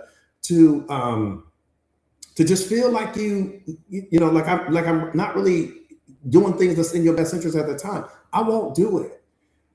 And that's such a beautiful thing, because I'm more focused on keeping the integrity of our relationship intact than I am about something that I might benefit from momentarily, from situation to situation. And I just think that that's such a beautiful thing, man. All of those people that are headed to divorce court right now and that are standing there, your honors, and this he didn't give me, it was all because of consideration. Somebody wasn't considered. Before the cheating happened, someone wasn't considered. Before the flirting happened, someone wasn't considered. Right? Before the exchange of phone numbers and all of these things, if consideration had been there, those things would have never happened. Period. All of those things happened because consideration was not there.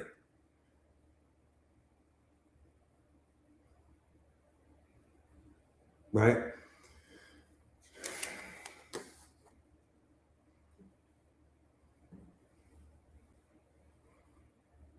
Yeah, I see you, beloved. That part right there, mate. I'm telling you, consideration will not only it'll save your relationships. It'll save everything. That's how you know that a person really rocks with you, because it's how much do they consider you before they go and do the thing. Because what that person is really saying in that moment is that I value you more than I value this experience, more than I value this moment, more than I value whatever the case may be. I don't want to do anything that's going to be out of alignment with where we're trying to go with respect to this relationship. I'm going to tell you another way. I'm going to tell you another way that you know how much your partner loves you. I'm going to just go off script here. The strength of the love in your relationship is measured by how quickly your partner gets over whatever it is you did to upset them. That's one of the most powerful things in the world with respect to relationships. How you know your partner genuinely loves you is how quickly they get over, how quickly they recover from whatever it is you may have done that upset them to begin with. I'll give you a great example of that. Like if my partner and I disagree about something, it's over with. It's over with. I don't hold on to fights. I don't hold on to, moments that I get to project onto you. Like, I don't hold on to anything. Why? Because the love that I have for my partner is infinitely more powerful than that thing that I'm hanging on to. And that thing that I'm hanging on to is going to build, it's going to compound over time. And it's going to build resentment, right? And that resentment is going to build a bridge between me and my partner that may take years for me to climb across. So once we fall out about something, or we disagree about something, or it's over with in that moment. And then the next day, or even the next hour, you won't even know that we had a falling out or we had a disagreement, because it's over with it. We don't care.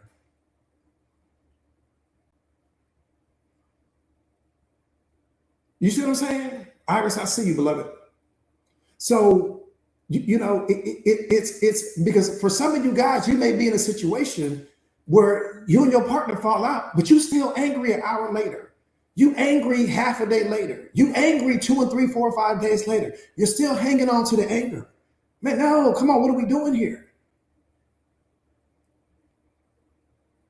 Just from this moment moving forward, if you're in a relationship, just watch how long your partner hangs on to that anger, because that's telling you something. That anger that they hang on to, that frustration that they hang on to, is an indicator for how much that person really loves you. It's a window into how much that person really loves you.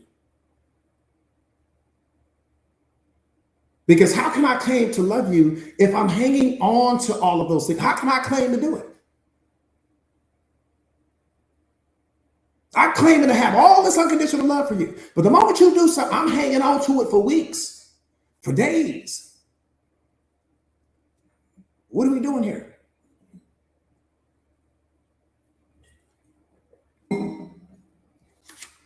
You see what I'm saying? That's what I'm saying. Some of you guys are maybe waking up next to a person that really has their heart hardened towards you. Something you said, something you did, something happened. Maybe you smiled at somebody a little bit too hard. Something happened to make your partner feel some type of way, and they still are hanging on to that. Well, I can't love you unconditionally as long as I'm hanging on to that. If my heart is hardened towards you in any way, I cannot love you unconditionally in that moment. My love for you has turned conditional. It's predicated on something now. Brock, I see you, beloved.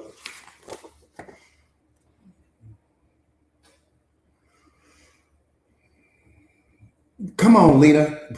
Pin what Lena just put up there.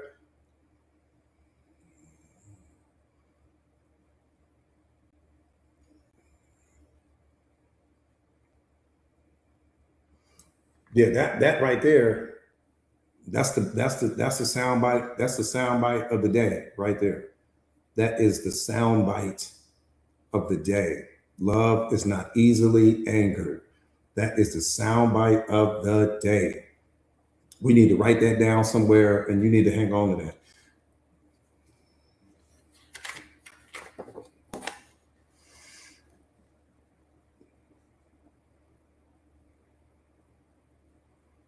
Um, yeah.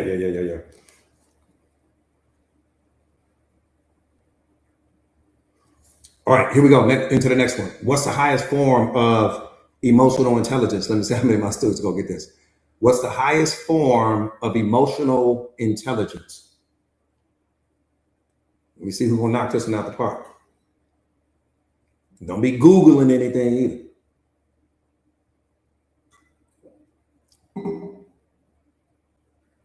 Ooh, look at Neffy. Look at Neffy. Okay, star. Patience, I love that. Self-awareness, I love it. Lynn said detachment. Consciousness. Acceptance or detachment. Detachment. Understanding. Oh, I like that. When I sit back and think about it, Lord has said detachment. Attitude. You ain't lying about that. Attitude determines your altitude. Trina said detachment. Lamika said detachment. It's detachment. Detachment is the highest form of emotional intelligence because detachment represents your highest and best self. Detachment means I don't suffer. What you talking about, coach? Run that depression. I'm not suffering from the depression. In order for me to suffer from the depression, I've got to be attached to something. I'm not attached to anything. In order for me to experience that anxiety, I've got to be attached to something. I'm not attached to anything. Because detachment means I have full understanding on attachments. I have full understanding on impermanence. I have full understanding on my shadow and my pain and my trauma. I have full understanding here. I understand my spiritual contract. I understand that my spirit came here to have certain experiences on this planet. I get it now. So I'm not suffering from anything. I don't have any more villains and victims in my story. I don't need anybody to come coach me. I don't need to be talked to anymore about anything. I'm cool. Run the play. And here's what I know. Depression is going to show up in my energy field. I'm the sky. I'm not the thing that shows up. The thing that shows up is letting me know where I'm out of alignment. The thing that shows up is letting me know where I'm out of alignment with the truth, where I'm disconnected from my divine essence. That's data. Run it. Anxiety shows up because I'm all out in the future. I'm trying to solve problems without God. That's where your anxiety is coming from. Overthinking is under believing. You have a belief problem. There's something that you think is going to happen in the future that you won't be able to handle, even though your past is your resume. Run the play. Fear shows up because faith has walked out. Fear is also coming from a lack of understanding. There's something that I don't understand. That's where my fear is coming from. It's an indicator letting me know, hey, you don't understand what you're getting ready to go after. You need to get locked in. You need to focus on what you're getting ready to do. You need to become a subject matter expert with respect to this thing over here. You only fear the thing because you don't understand it. The moment that you gain understanding, there's nothing to be afraid of. Everything you're afraid of only comes from what you don't understand. Run the play, fear. Get on out of here. My ego. Come on, let me pull you to the front of the class so we can put your little tricks out there. My ego. Every time that I have a powerful thought about where I'm going, what I'm getting ready to build, what I'm getting ready to do, my ego is going to throw an opposing thought. Because whatever I'm going after, I'm going to get met with an equal amount of resistance in the opposite direction. Come on, ego. We know your little tricks. Yes, I'm getting ready to go build that house. Yes, I'm getting ready to go get that car. Yes, I'm getting ready to go build that business. But you're going to throw me an opposing thought that's equal to the size of the thought or the thing that I'm getting ready to go create. Come on and bring it. I already know what you're coming from. The only thing that I have to do is understand that I don't set my awareness on that. I set my awareness on the thing that I'm getting ready to do. But ego, I appreciate you giving me that opposition because you're showing me where I'm awake. You're showing me where my awareness is. You're showing me where my consciousness is. So I appreciate that resistance because resistance builds muscle. Resistance builds you. Resistance builds everything. So you need the resistance. How are you going to become powerful in life? I don't know a thing in life that's powerful without some level of resistance. That's how you build muscles when you go to the gym. You don't worry about the resistance at the gym. Don't worry about the resistance in your life. When your ego brings you that resistance, That opposing thought that says you can't do it, you can't be it, you can't have it, you don't set your attention down on that. You set your attention on where you're going, not on where your ego thinks you can't make it to. And once you do that, you master your ego. Come on, ego, come on in here so we can tell everybody your little tricks. So you can be at the unemployment line next week, looking for a job, working at the goddamn Waffle House somewhere, working at Chick-fil-A, handing out fries. That's what I dropped my ego off at daycare this morning. Had a backpack on and everything. First day of school.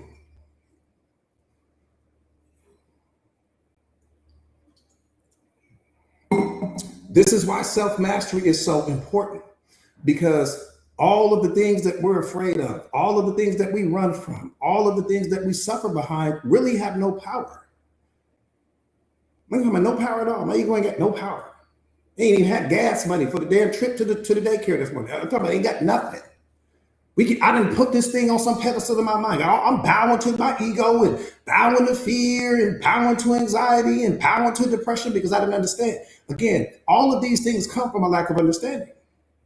Once you understand everything, there's nothing to be afraid of. You're only afraid of what you don't understand.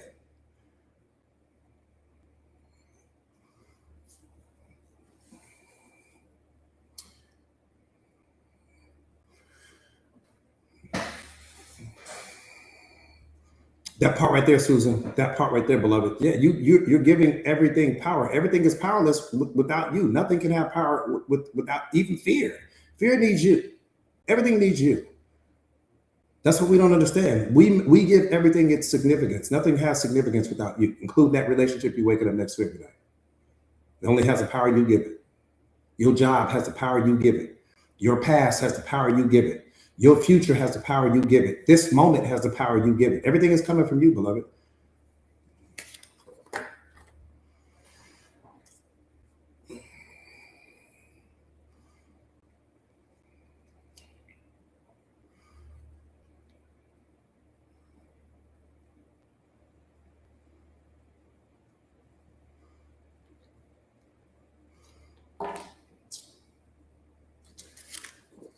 Everything has the power you give it. Being emotionally bulletproof. And you guys, I'm showing you in real time.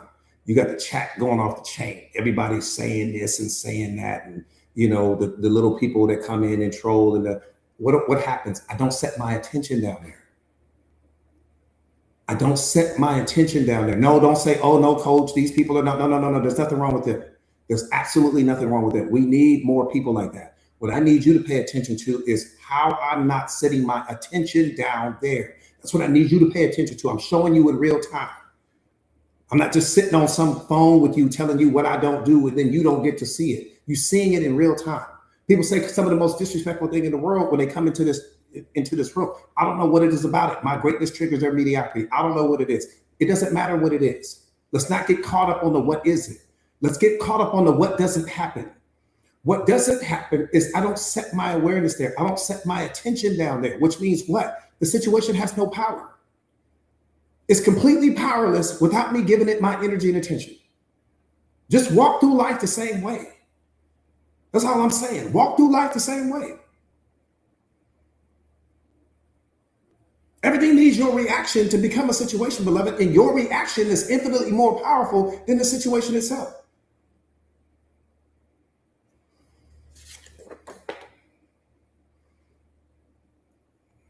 Living her truth. Exactly, beloved. I have to show you guys by example. Because one more time. Okay, what's the mission? God is like, are you focusing on the mission or are you focusing on the person? Because you can't do both. You can't focus on the mission and the person at the same time. And you don't need to be liked by everyone. You loved by me. You don't need to be liked by the world. You loved by me. You don't need people to validate you. You've already been validated by me. Which one carries more weight in your mind? That's how he's talking to me. Which one carries more weight in your mind? You still looking for their approval? Then you're disconnected from me in that moment.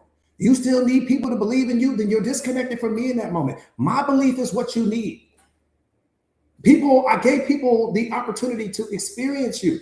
That's what we are, beloved. You are something to be experienced. Not controlled, not manipulated, not abused, not taken advantage of, just experienced. Not hurt, not disrespected, just experienced. And when people no longer appreciate the experience, bless them with your absence immediately. Because that's what's telling people how much you really love you. How quickly you walk away from what no longer adds value to you, it determines how much you really love yourself. Bottom line. I just have to watch that. The moment you get disrespected, if I'm in the room, I'm just going to watch how long it takes you to remove yourself from the situation. Or do you start explaining yourself? Do you start with the why you talking to me like that stories?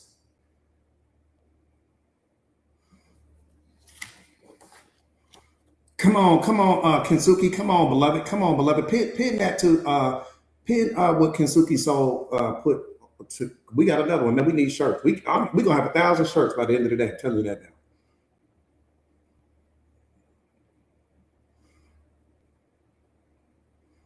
That's so fire right there. That's so fire right there. That's so fire right there. Reese's Pieces, what's up, beloved? That's so fire right there. That's so fire right there.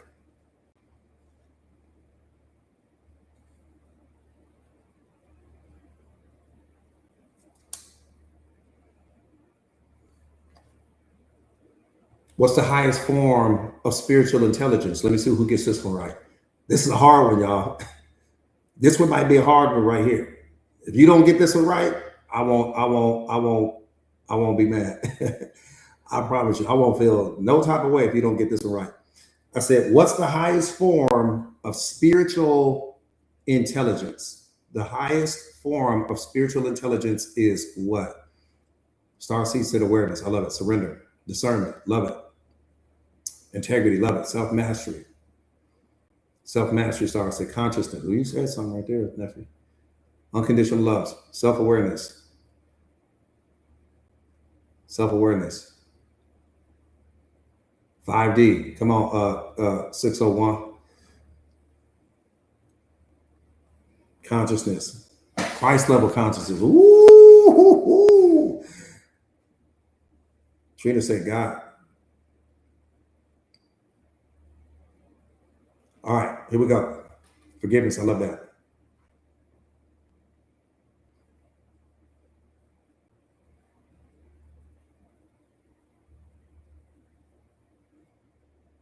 The highest form of spiritual intelligence is understanding the difference between what changes and what does not change.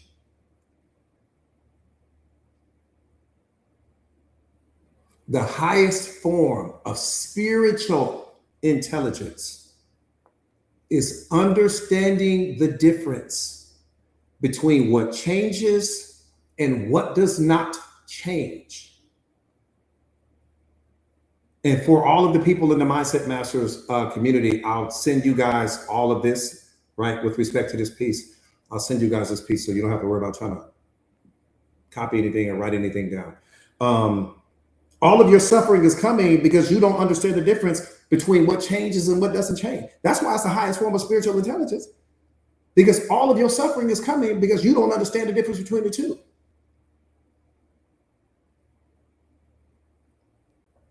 It's so crucial to understand that what changes cannot be what you are.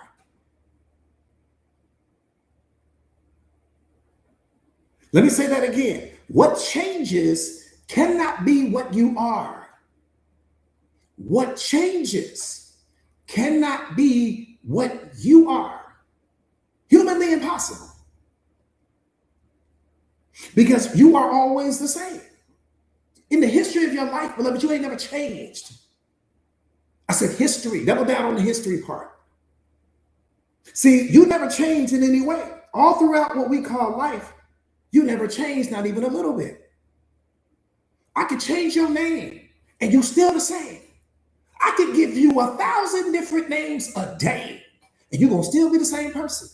I could take you to the bottom of the ocean. You're going to still be the same person. I could take you to the moon. You're going to still be the same person. I could take you out to the middle of the universe. You're going to still be the same person.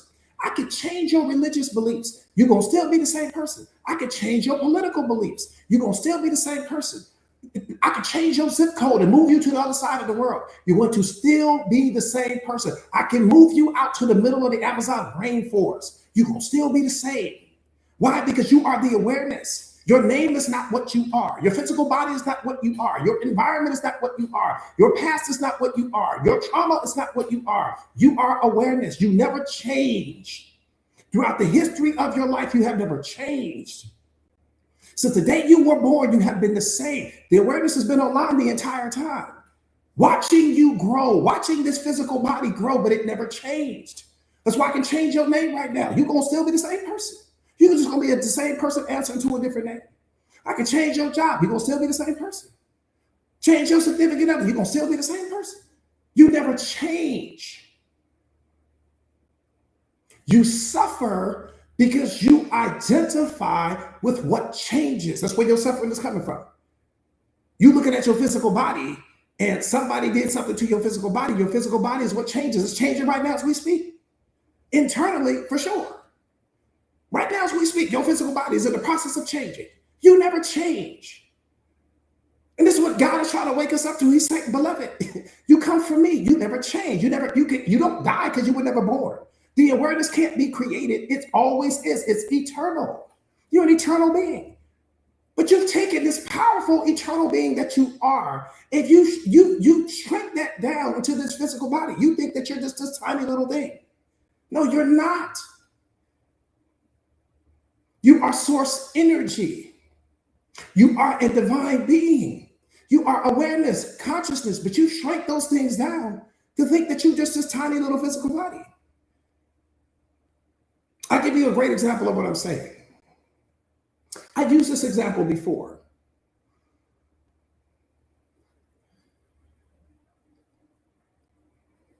So I want you to picture in your mind's eye. Right? We get in this RV, all of us. We in this giant RV. And we drive out to the middle of the desert. And we drive out to the middle of the desert. There's nothing but space there. There's just space. And I tell you in that moment, just look. And as far as your eyes can see, all you see is sand. So you're like, Coach, what are we looking for? I'm like, just look. So you're just looking. We get in the RV and then we leave. We come back 2 years later. They have a whole community there. They got apartments and houses and all of these things like that. But the space is still there. The space never changed. See, when you walk into your house, you see walls everywhere, but the walls are an illusion because the walls don't separate the space. That space is infinite. The walls only create the illusion that the space has been separated, but they really don't. They don't separate anything. And so it's so important for you to understand your spirit is vast. Your consciousness, vast. But in your mind, you think that you're just this time. No, listen, your spirit is not in your body. Your body is in your spirit. Your spirit is huge. It takes up so much space. And so you've been programmed and conditioned to just look at yourself as this physical body. So you're saying you're just me. And in your mind, you're disconnected from every other person you see. What's the problem with that? Your mind lacks the ability to see oneness. It can only see things in twos. And so to your mind, when you look at another person, you're looking at something different than you, something opposite from you. No, you're looking at consciousness from a different angle. You're looking at consciousness in a different form than you. And so it's so important. The same way, like I said, we go back out to that housing development, right? 2 years later, and the space is still there. Doesn't matter what was erected in the space. See, your body was erected, right, from the spirit that you are. And that's what's so important for you to understand. So when you walk into your house, we can tear the walls down, the space is going to still be there. We can put new walls up, the space is going to still be. The space never leaves. Doesn't matter what's in the space. What matters is what the space is made up of. You are that space. You are where what fear appears in. You are what depression appears in. You are what unhappiness appears in. You are what your physical body appears in. You are what your problems appear in. These things appear in the space called you. But you are not what appears. You are the one that's aware of what appears. You are the awareness.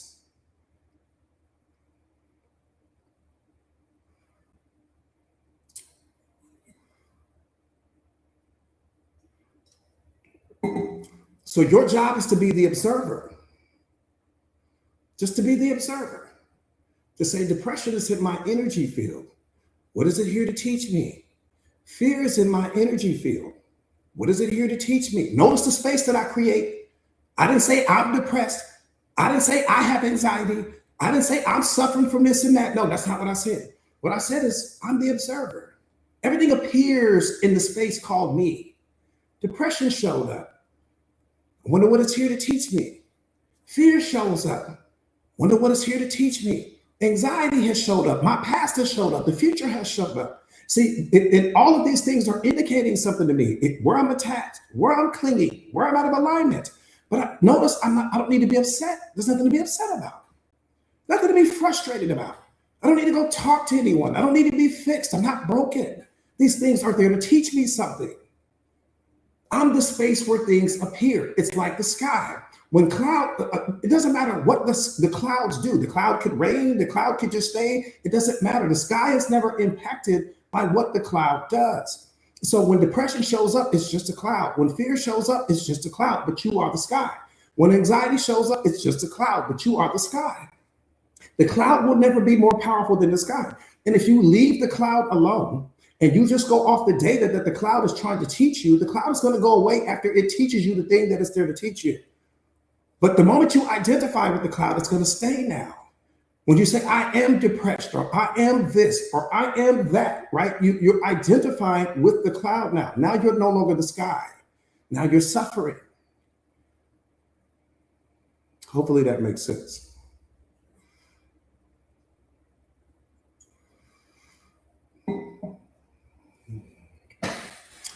That part right there, Queen. That you just observe everything, but you observe your partner the same way. You observe your kids the same way. You observe everything the same way. You just sit back as the observer because you've got to create space between the awareness and the thing that you're observing. I always have to create that space there. I don't ever, because I need to understand what's happening here. Right?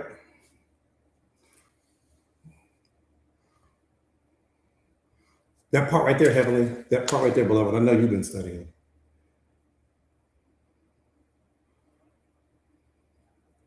But one more time, you never change. And no matter how many times I change your name, no matter how many different addresses I give you, no matter how many times I change your religious or political beliefs, you will never change. The awareness never changes.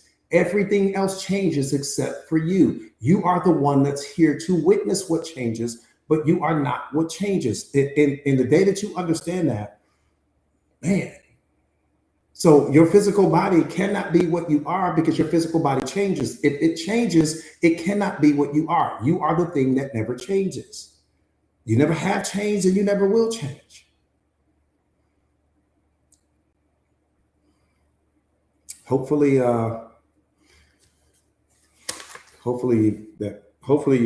caught that.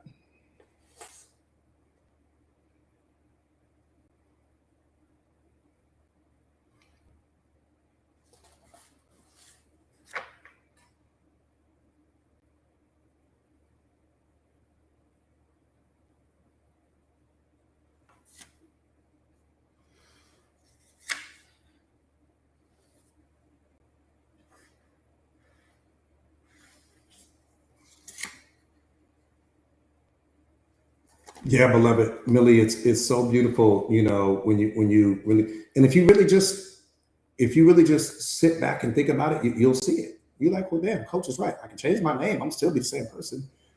I'm just going to be answering to something different. I can change my address. I'm going to be the same person, right? I can change my religious beliefs, political beliefs. I can change zip codes. I can move to the other side of the world. I can stand on the moon. I'm still be me. I can go to the bottom of the ocean. I'm still be me. You know, it doesn't matter where I go. The awareness never changes. It never has changed. It never will change. But what changes cannot be what you are. You know, and we suffer because we identify with what changes, whether that be your physical body.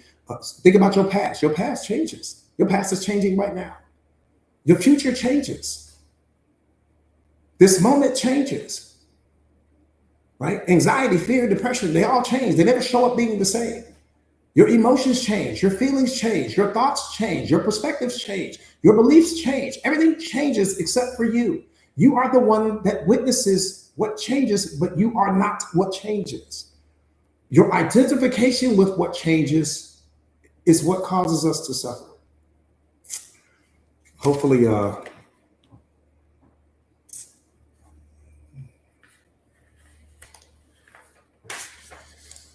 hopefully you guys caught that.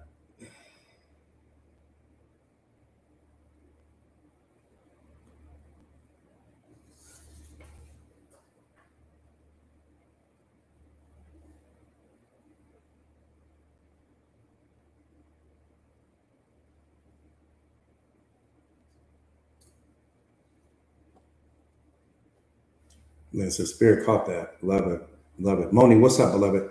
Um,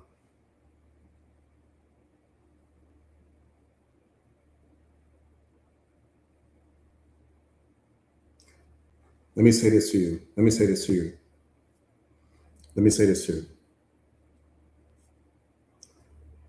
The fact that you're not the person that you want to be in this moment should be all the motivation you need. The fact that you don't have the life that you want in this moment should be all the motivation you need. The fact that there is a version of you that's infinitely more powerful than the person that you're currently identifying as should be all the motivation you need. What more motivation do you need?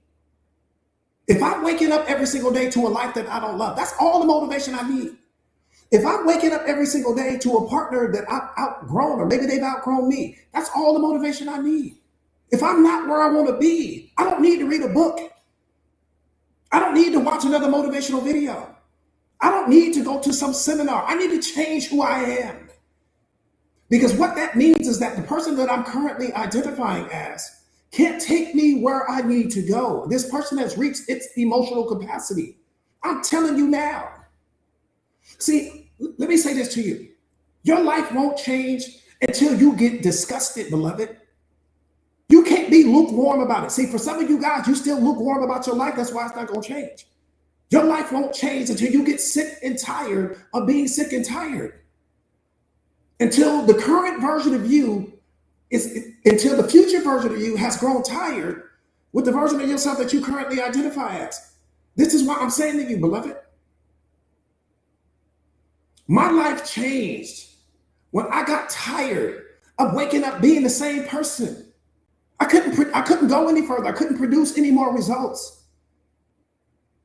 And this is what I'm saying to you. If you are not disgusted with the life that you keep waking up to, you won't change. You got to have burning desire, beloved. Some of you guys, you don't have a fire lit in you right now because that life that you want right now is just doing just enough to let you get by. It's doing just enough to let you get by, and you settle for that. I tell you guys this all the time. The most dangerous thing is when you settle for who you almost could have become.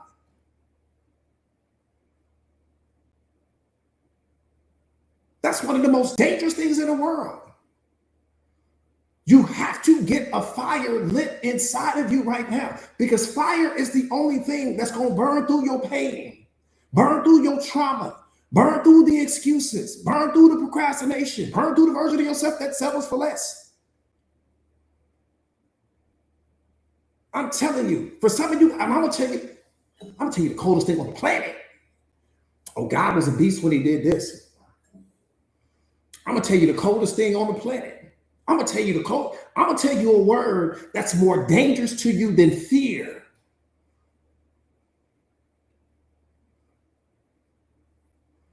I'm gonna tell you a word that's more dangerous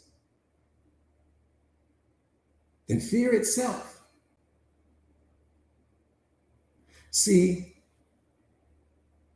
you have the power in this moment to become the greatest version of you, or you can remain who you are. And the fact that you have an option is what's killing you. Option is the greatness destroyer. Option has destroyed more people than fear ever has. Option has destroyed more people than procrastination ever has. Nothing is more dangerous to you than that word option. Because see, God was a beast when he did this. He said, yeah, you can go have the life that you want, or you can settle for the life that you already have. I'm giving you the option. I'm going to tell you what's hurting you. I'm going to tell you what's really hurting you. You have nothing anchoring you to the greatest version of yourself. There's nothing anchoring you to that person. What does that mean when I say anchoring? Anchoring means that there's nothing forcing you to become that person. Ain't nothing forcing you to become that person. Your future isn't tied to it. Your health isn't tied to it. Your kids' safety isn't tied to it. Nothing's tied to it. Let me give it to you the way I know you can't miss it. If God came and sat you down right now, and he said, you got 1 year to get your life together, guess what you're going to do? Get your life together. If God came and sat you down right now and said, you got 1 year to become the most powerful version of yourself, guess what you're going to do? You're going to become the most powerful version of yourself. Why? Because something is anchoring you to that. See, right now, there's nothing anchoring you to becoming the most powerful version of yourself. It's optional to you. In your comfort zone, and your ego is tearing your behind up. I'm telling you now, your ego got you settling for less than you deserve, living a life that's less than you deserve, waking up less than you deserve. You got all this potential in you. Your spirit is pure, untapped potential, beloved. Your spirit can do anything, but your spirit isn't online yet. So your ego is holding the steering wheel of who you are. It's got you showing up to toxic relationships, accepting disrespect, walking on eggshells, not speaking your truth, editing yourself so that you can be around certain people. This is what's happening to you. You got the greatest version. See, I tell you guys this all the time. In this moment, you are in possession of the greatest version of you, and you are also in possession of the version of yourself that you are in this moment. You are in possession of both. But your character, your integrity, your discipline, the self-awareness, the emotional intelligence, your persistence, the tenacity, the fire is the only thing, the self-discipline is the only thing that unlocks the most powerful version of you. And for most people, they just don't want that. I don't want to become a disciplined coach. I want to sit here and waste my life watching people live their lives that have become more disciplined. I'm sitting here on social media, coach, watching people live their life, and then I compare my life to them and I suffer some more. I can sit there and tell you what celebrity did this and what celebrity did that, and because they had the discipline and they had the character and they had the integrity to go build their life, I'll just use my life watching them live theirs. This is what's going on. So this is why I'm saying to you, man, it's time for you to become the most powerful version of you. Damn all that other stuff. Doesn't matter what other people are doing. But I'm telling you now, going back to that original point, that word option, oh, fear ain't got nothing on option. God said, I'm going to give you the option to become the most powerful version of you or to remain who you are. I'm going to give you the option to become healed or to remain broken. I'm going to give you the option to become fearless or to continue bowing to fear. I'm going to give you the option. I'm going to just sit back and watch what you do.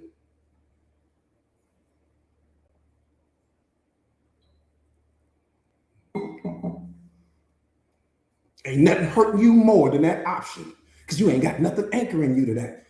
Waking up every day, focusing on what you don't have. Waking up every day, focusing on what's missing in your life. Waking up every day, focusing on the past. Waking up every day, focusing on the future. Waking up every day, focusing on what's... No, man, you got to wake up every day, man, and be on the hunt for who you have yet to become.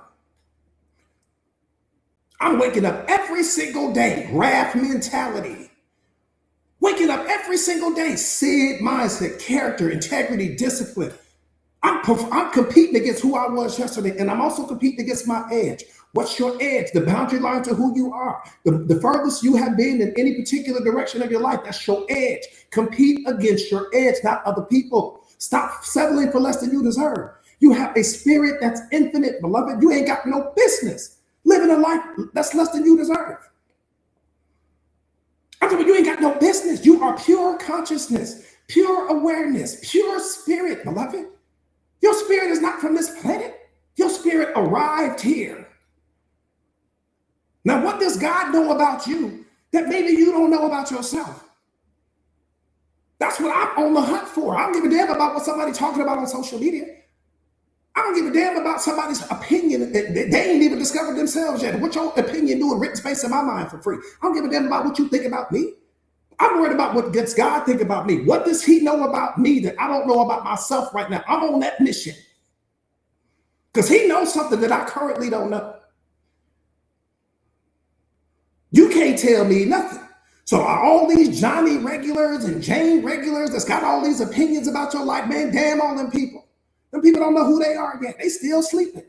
On their way to some therapist somewhere to fix their life. You worried about what they think about you. Man, damn what they think about you. What you think about you. Because the moment that their opinion becomes louder than yours, you did already lost the Super Bowl. If my opinion carries more weight in your life than your opinion, you did already lost the Super Bowl. I said you lost the Super Bowl. I ain't say you was trying to win it.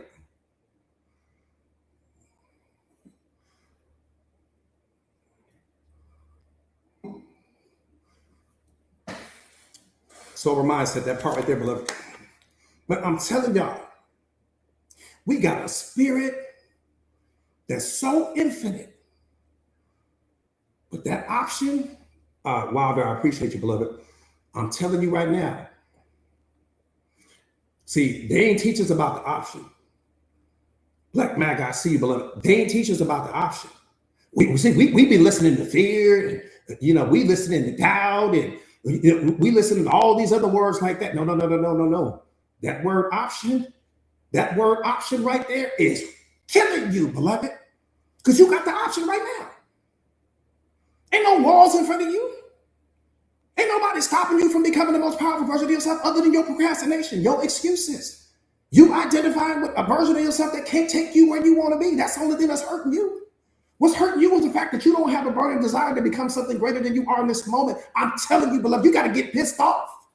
You can't wake up lukewarm and build greatness. Yesterday's mindset won't build tomorrow's empire. I'm telling you now. We ain't got time for fear. We don't have time for doubt. We don't have time for limiting. We ain't got time for that. Man, that shit too expensive. My fear is too expensive. My doubt is too expensive. My limiting beliefs are too expensive. I can't afford you no more. You got to get up out of here. You can't rent space in my mind for free.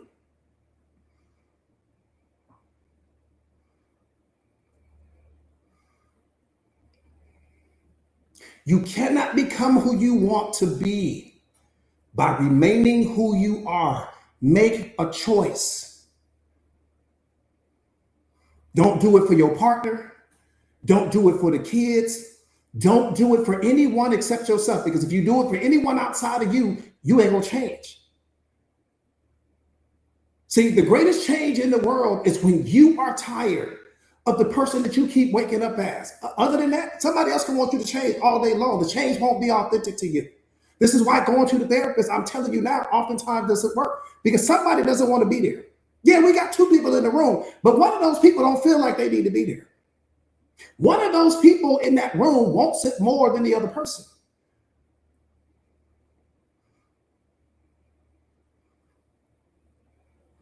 See, when I became this version of me, I was lit. I was tired as hell of being this version of myself that I was tired of being that version of me. So I was discussing with the person that this is why I hunt for the awareness like I do. And for some of my students, they have that same energy. They have that same zest, right? They bring that same tenacity to their awareness. You can't be lukewarm with this. Lukewarm doesn't do anything. You can't boil nothing in lukewarm water. You can't hurt nothing with lukewarm. Lukewarm does nothing. That part right there, Judge, I'm telling you, you have to be disgusted, and that fire in you has to burn so bright, but it definitely got to burn brighter than the fire going on outside of you, or you're going to lose the game.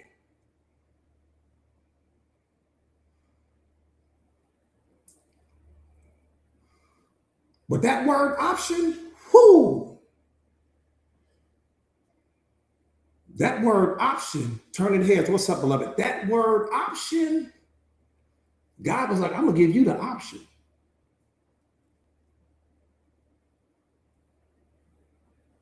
Because I'm going to tell you right now, waking up disciplined every day, I get up at 4 o'clock in the morning every day.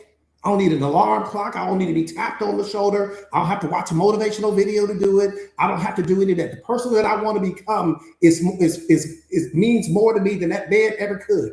That bed is damn near disrespectful. Once that alarm goes off, I don't want to talk to the bed no more. I want to hear nothing about the bed.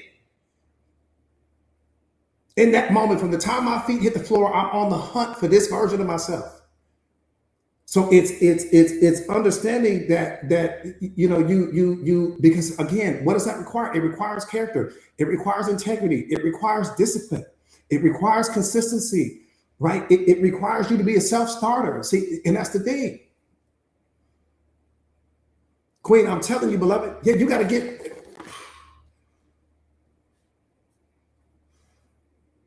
So one more time, the fact that you are not the person that you want to be in this moment should be all the motivation you need. What I don't understand. What more motivation we need? If I'm not the person I want to be right now, what more motivation do I need other than that? Why do I need to talk to somebody else? I don't need to watch a video. If I'm not where I want to be, that's all I need. The fact that you don't have the life you want and the financial freedom you want should be all the motivation you need. My bank account doesn't look like what I want it to look like. I need to change that. My mindset isn't where I want to be. I need to change that. The life I'm settling for can't take me to where I want to go. I need to change that. But I don't need to complain about it, because complaining changes nothing. It's only going to lower your vibrational frequency and cause you to suffer even more. No, take action, because the same energy that it took you to complain is the same energy that it could have took you to change the situation that you complained about. So you don't need more books. You don't need more motivational videos. You need burning desire. You need to become obsessed with the life that you currently don't have. Let me say that one more time. Become obsessed with the life that you currently don't have.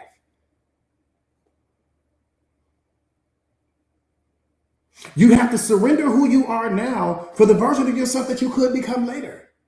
Surrender who you are now, because who you are now can't take you any further than you are in this moment.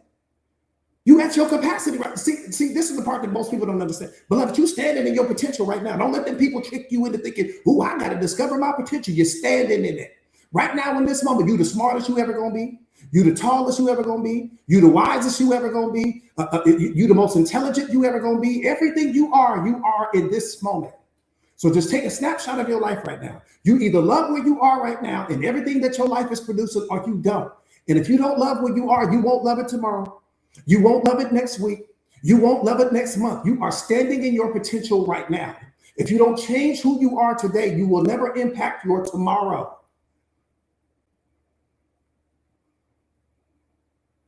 Period. How's your tomorrow going to look different if your today doesn't look different?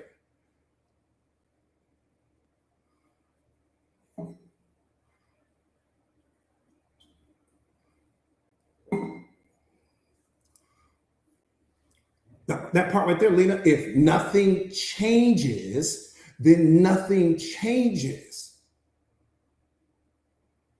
I tell you guys this all the time. Change is the essence of life. I got to keep changing. Your nails are growing right now. Your hair is growing right now. The grass outside is growing right now. Everything nature is growing right now. It's only when it comes to people that growth becomes optional. We're the only ones where growth is optional for us. Sometimes we study, sometimes we don't. Sometimes we go to seminars, sometimes we don't. Sometimes we read, sometimes we don't. Sometimes we show up for ourselves, sometimes we don't. Growth is optional for us. But we're the ones complaining the most. Nature won't complain because nature is in a constant state of growth. Everything on you right now is growing. Are you? Because see, I've got to grow beyond the life that I want. I can't grow to the level of the life that I want. I got to grow beyond it. I'm infinitely more powerful than the version of myself that I'm giving you right now. I'm way past this version of me. This version of me is what I'm presenting, but I've outgrown this version of me already. I'm giving you old me. I'm not giving you new me. And that's what I'm saying. So when you're trying to build your new life, you don't just change yourself to the level of the life you want. You grow beyond the life that you want. And then that just becomes your default setting. This is my default setting. This is breakfast for me right now. Ain't nothing difficult about this.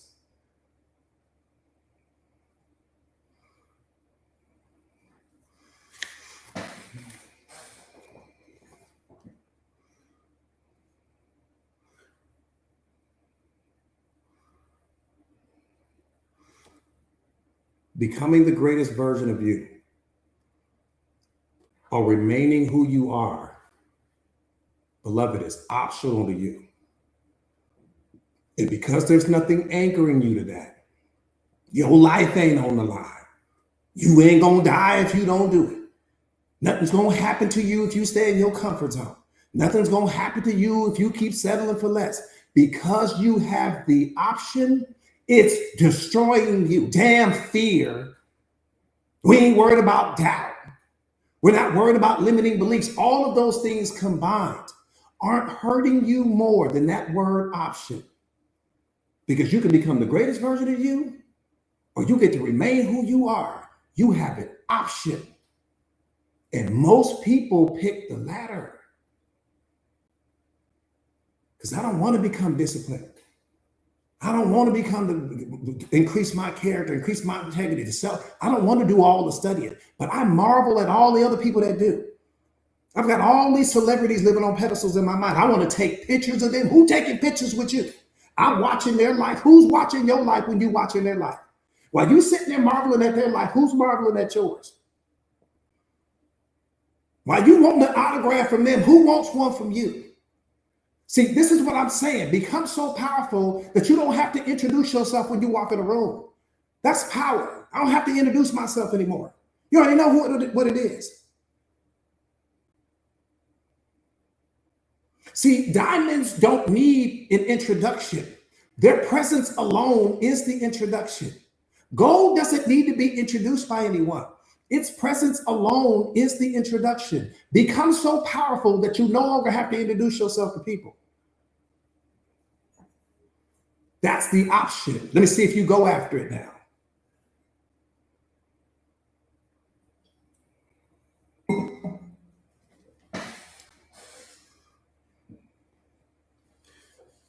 All right, I'm gonna set my mic down right here.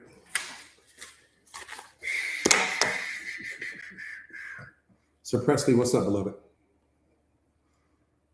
What's up, beloved?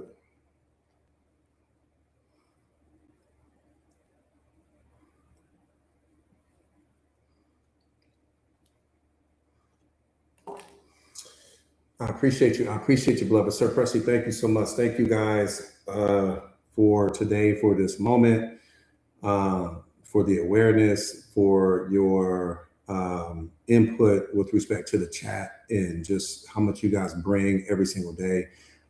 Celebrate who you are in this moment, not who you might be in a future moment, not next moment. Celebrate how far you've come, because some of you guys have come so far. So Presley, I love you too, beloved.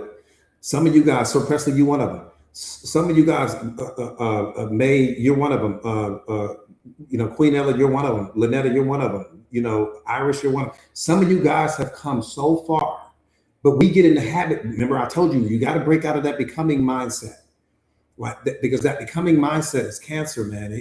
Because you're always going to be in a state of becoming, which means that you never arrive. Lynn, I love you too, beloved.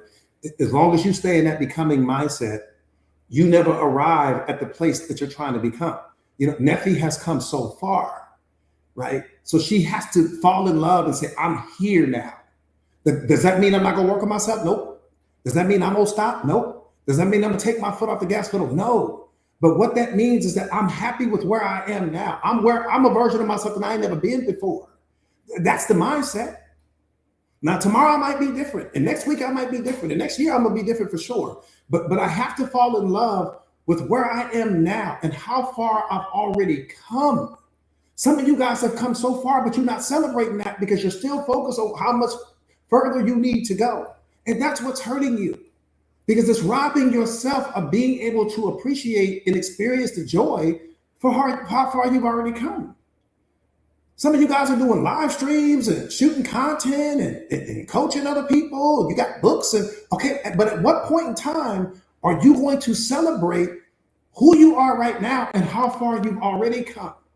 Don't get in the I'm becoming mindset, because that's a treadmill, right? I'll be happy when I get here now, and I'll be happy when I get there. You're going to keep kicking the goalpost to who you're becoming, because you'll never arrive there. There is no there to arrive at. You're already there right now. See, I told you guys that, you have to seek the end of seeking, because seeking implies that you are not the thing. Searching implies that you are not the thing that you are searching for. So when you're looking for love, what you're really signaling to the universe is that you are not love. When you're looking for people to believe in you, what you're signaling to the universe is that you don't have belief yourself. When you're saying, I want to become more confident, what you're really saying is, I'm not confident right now. When you're saying, I want to become more self-aware, what you're really saying is, I'm not self-aware right now. And none of that's true. You are the embodiment of all of those things. You've just been programmed and conditioned to believe that you're not. So you're always seeking for what you already are.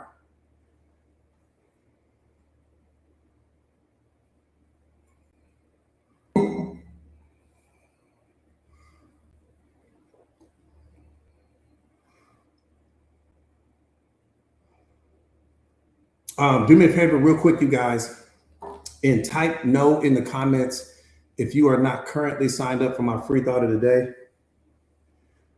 If you are not currently signed up for my free thought of the day, type no in the comments, please. Let's get you signed up real quick, because you will not want to miss this. Free thought of the day is next level, next level, next level, next level, next level, next level, next level, next level. Next level. Let me tell you why you want to be signed up for the free thought of the day before I even wake up inspired every day. That's it. Wake up inspired every day, because everything that used to be above you has to be beneath you now. Fear used to be above you. Now it has to be beneath you. Doubt used to be above you. Now it has to be beneath you. Depression used to be above you. Now it has to be beneath you. We're going to start that process of you becoming the most powerful version of yourself now. That's number one. Number two, wake up with purpose. I don't got time to wake up moody and gloomy. No, I want to wake up to something that gives me drive, energy, and motivation in the morning. And then lastly, you want something in your life that's designed to unlock your inner greatness. And that's exactly what my free thought of the day is designed to do. It's designed to unlock your inner greatness that you're already in possession of right now. I'm not going to bring greatness to you. I'm just going to help you unlock the greatness that's already there. Right. So what you guys are going to want to do is copy and paste that link that Tara has pinned to the screen. It's going to take you to get signed up for my free thought of the day, and you're going to absolutely love it. Again, copy and paste that link, put it inside your browser. It's going to take you to get signed up for my free thought of the day. You are going to absolutely love it. You will tell me that at some point in time. Get signed up right now. Weight broke the bridge. Don't let weight be in your life.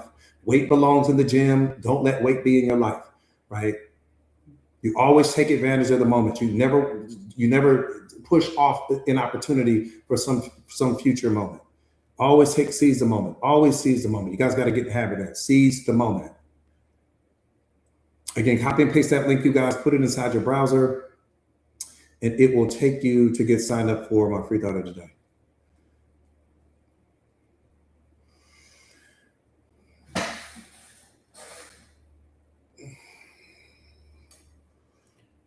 A lot of energy today. A lot of energy, a lot of energy, a lot of energy, a lot of energy. I love it, I love it, I love it, I love it, I love it. Love it, love it, love it, love it, love it. Chocolate Barbie, absolutely, beloved. You are absolutely welcome.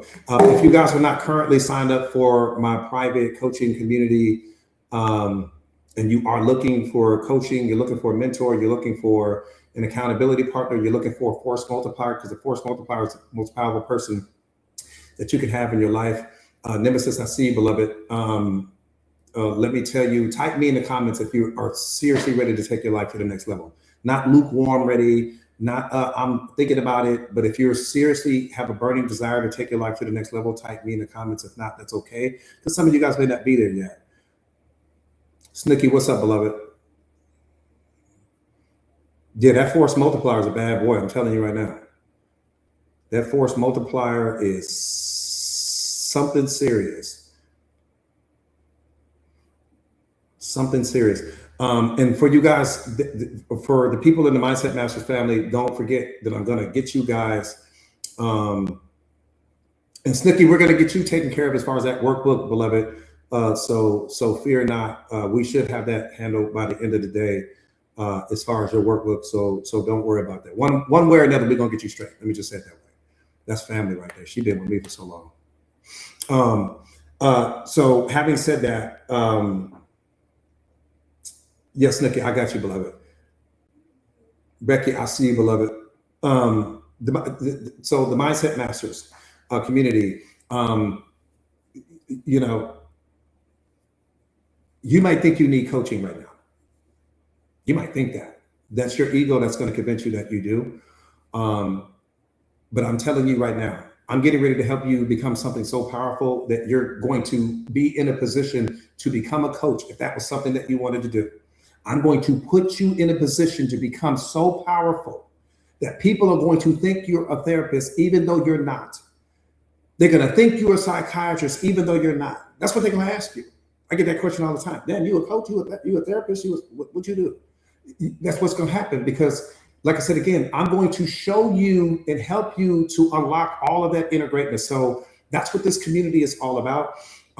We've produced so many coaches, even though the people that came into the community, let me say it this way, we don't package ourselves and we don't market the community as a place for you to come and become a coach. Nowhere in there will you see that. Which should tell you what? Which should tell you that what we teach and how we teach, because we build leaders in the community. You won't need me. You're going to become just as powerful as me. You will not need me. I've got some of my students that are so powerful right now that it's mind-blowing to me. Like powerful. TED Talk caliber powerful, right? I'm talking about can walk on a TED Talk stage right now and light that bad boy up. So I'm saying all of that to say this. Not only that, I'm front of the train, you're back of the train. What does that mean? I've got opportunities to speak in Dubai, to speak in Paris, to speak. My students will tell you this, and a lot of my students are on this live as we speak, to speak all over the world. So when you are ready for different things like that, you're going to already be in that place. I already be in a position to help you become those things, because those connections are connections that I already have. You may even want to do a TEDx, and that's something that I'll be able to plug you in with when the time is ready. So the goal right now is not for that. I'm just letting you know, I'm just giving you a preview of what your future is going to look like, right? As you're growing and as you're evolving, you just know that there's more than what's happening in this moment. Lastly, so the Mindset Masters community, it's going to come with 2 life coaches, 1 executive coach. I'll be the coach that'll be coaching you the entire time.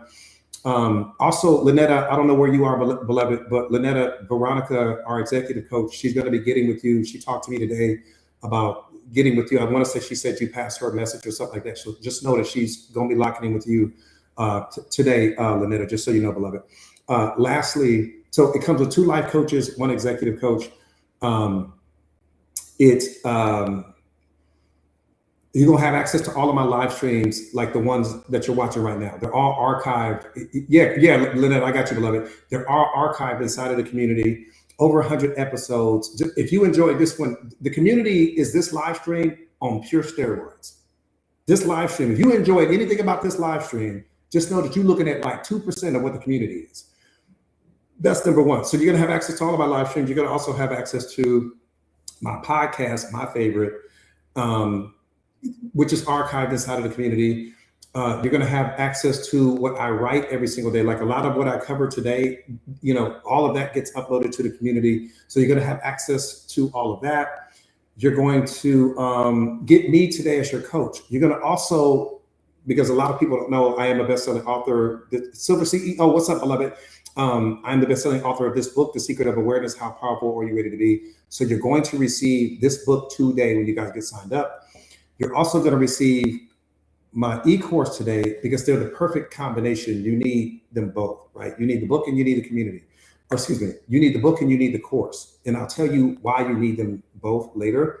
But you'll get both today. So you're getting the community today. You're getting me as your coach today. You're getting the book. You're getting the course. You're getting the live streams. But you're getting you. Not you who you are right now. You who you've always had the potential to become. You're not signing up in the community for me. You're signing up in the community for the future version of you. The only thing that I'm just the bridge between who you are now and who you have the potential to become. And as that force multiplier in your life, that's why I'm there. The entire community is $29 a month. No contracts, no obligations. I'm cheaper than your coffee. I'm cheaper than your therapist. I'm cheaper than all of those things. But you're going to become something that people won't be able to put into words. You know, they won't be able to put what you have become and what you're getting ready to become into words. I think it's going to be shocking for you because it's shocking for so many of my students what they ultimately become. So just copy and paste that link, put it inside your browser that Tara has pinned there. That link will take you directly to the Mindset Masters community.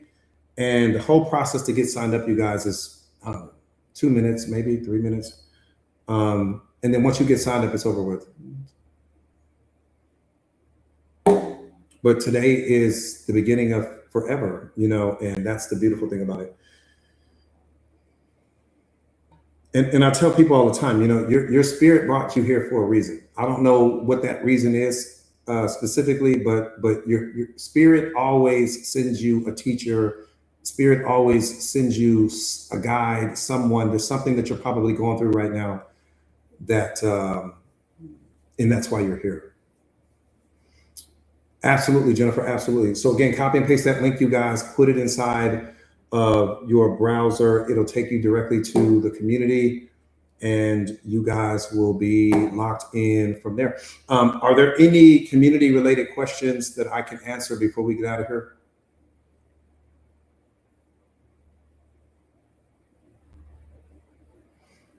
Yeah, this is a recon mission, right? We're going to recover the most powerful version of yourself. I love that, Lynetta. This is a recon mission. Again, it's not self-discovery, it's self-recovery, right? Because you're only going to recover who you've always been, but you've edited yourself to such a degree that, you know, you kind of walked away from, and that's why that's so important. Jazz, I see you, beloved. Again, are there any community related questions before we get out of here, you guys, other than that? Nephi, I see you, beloved.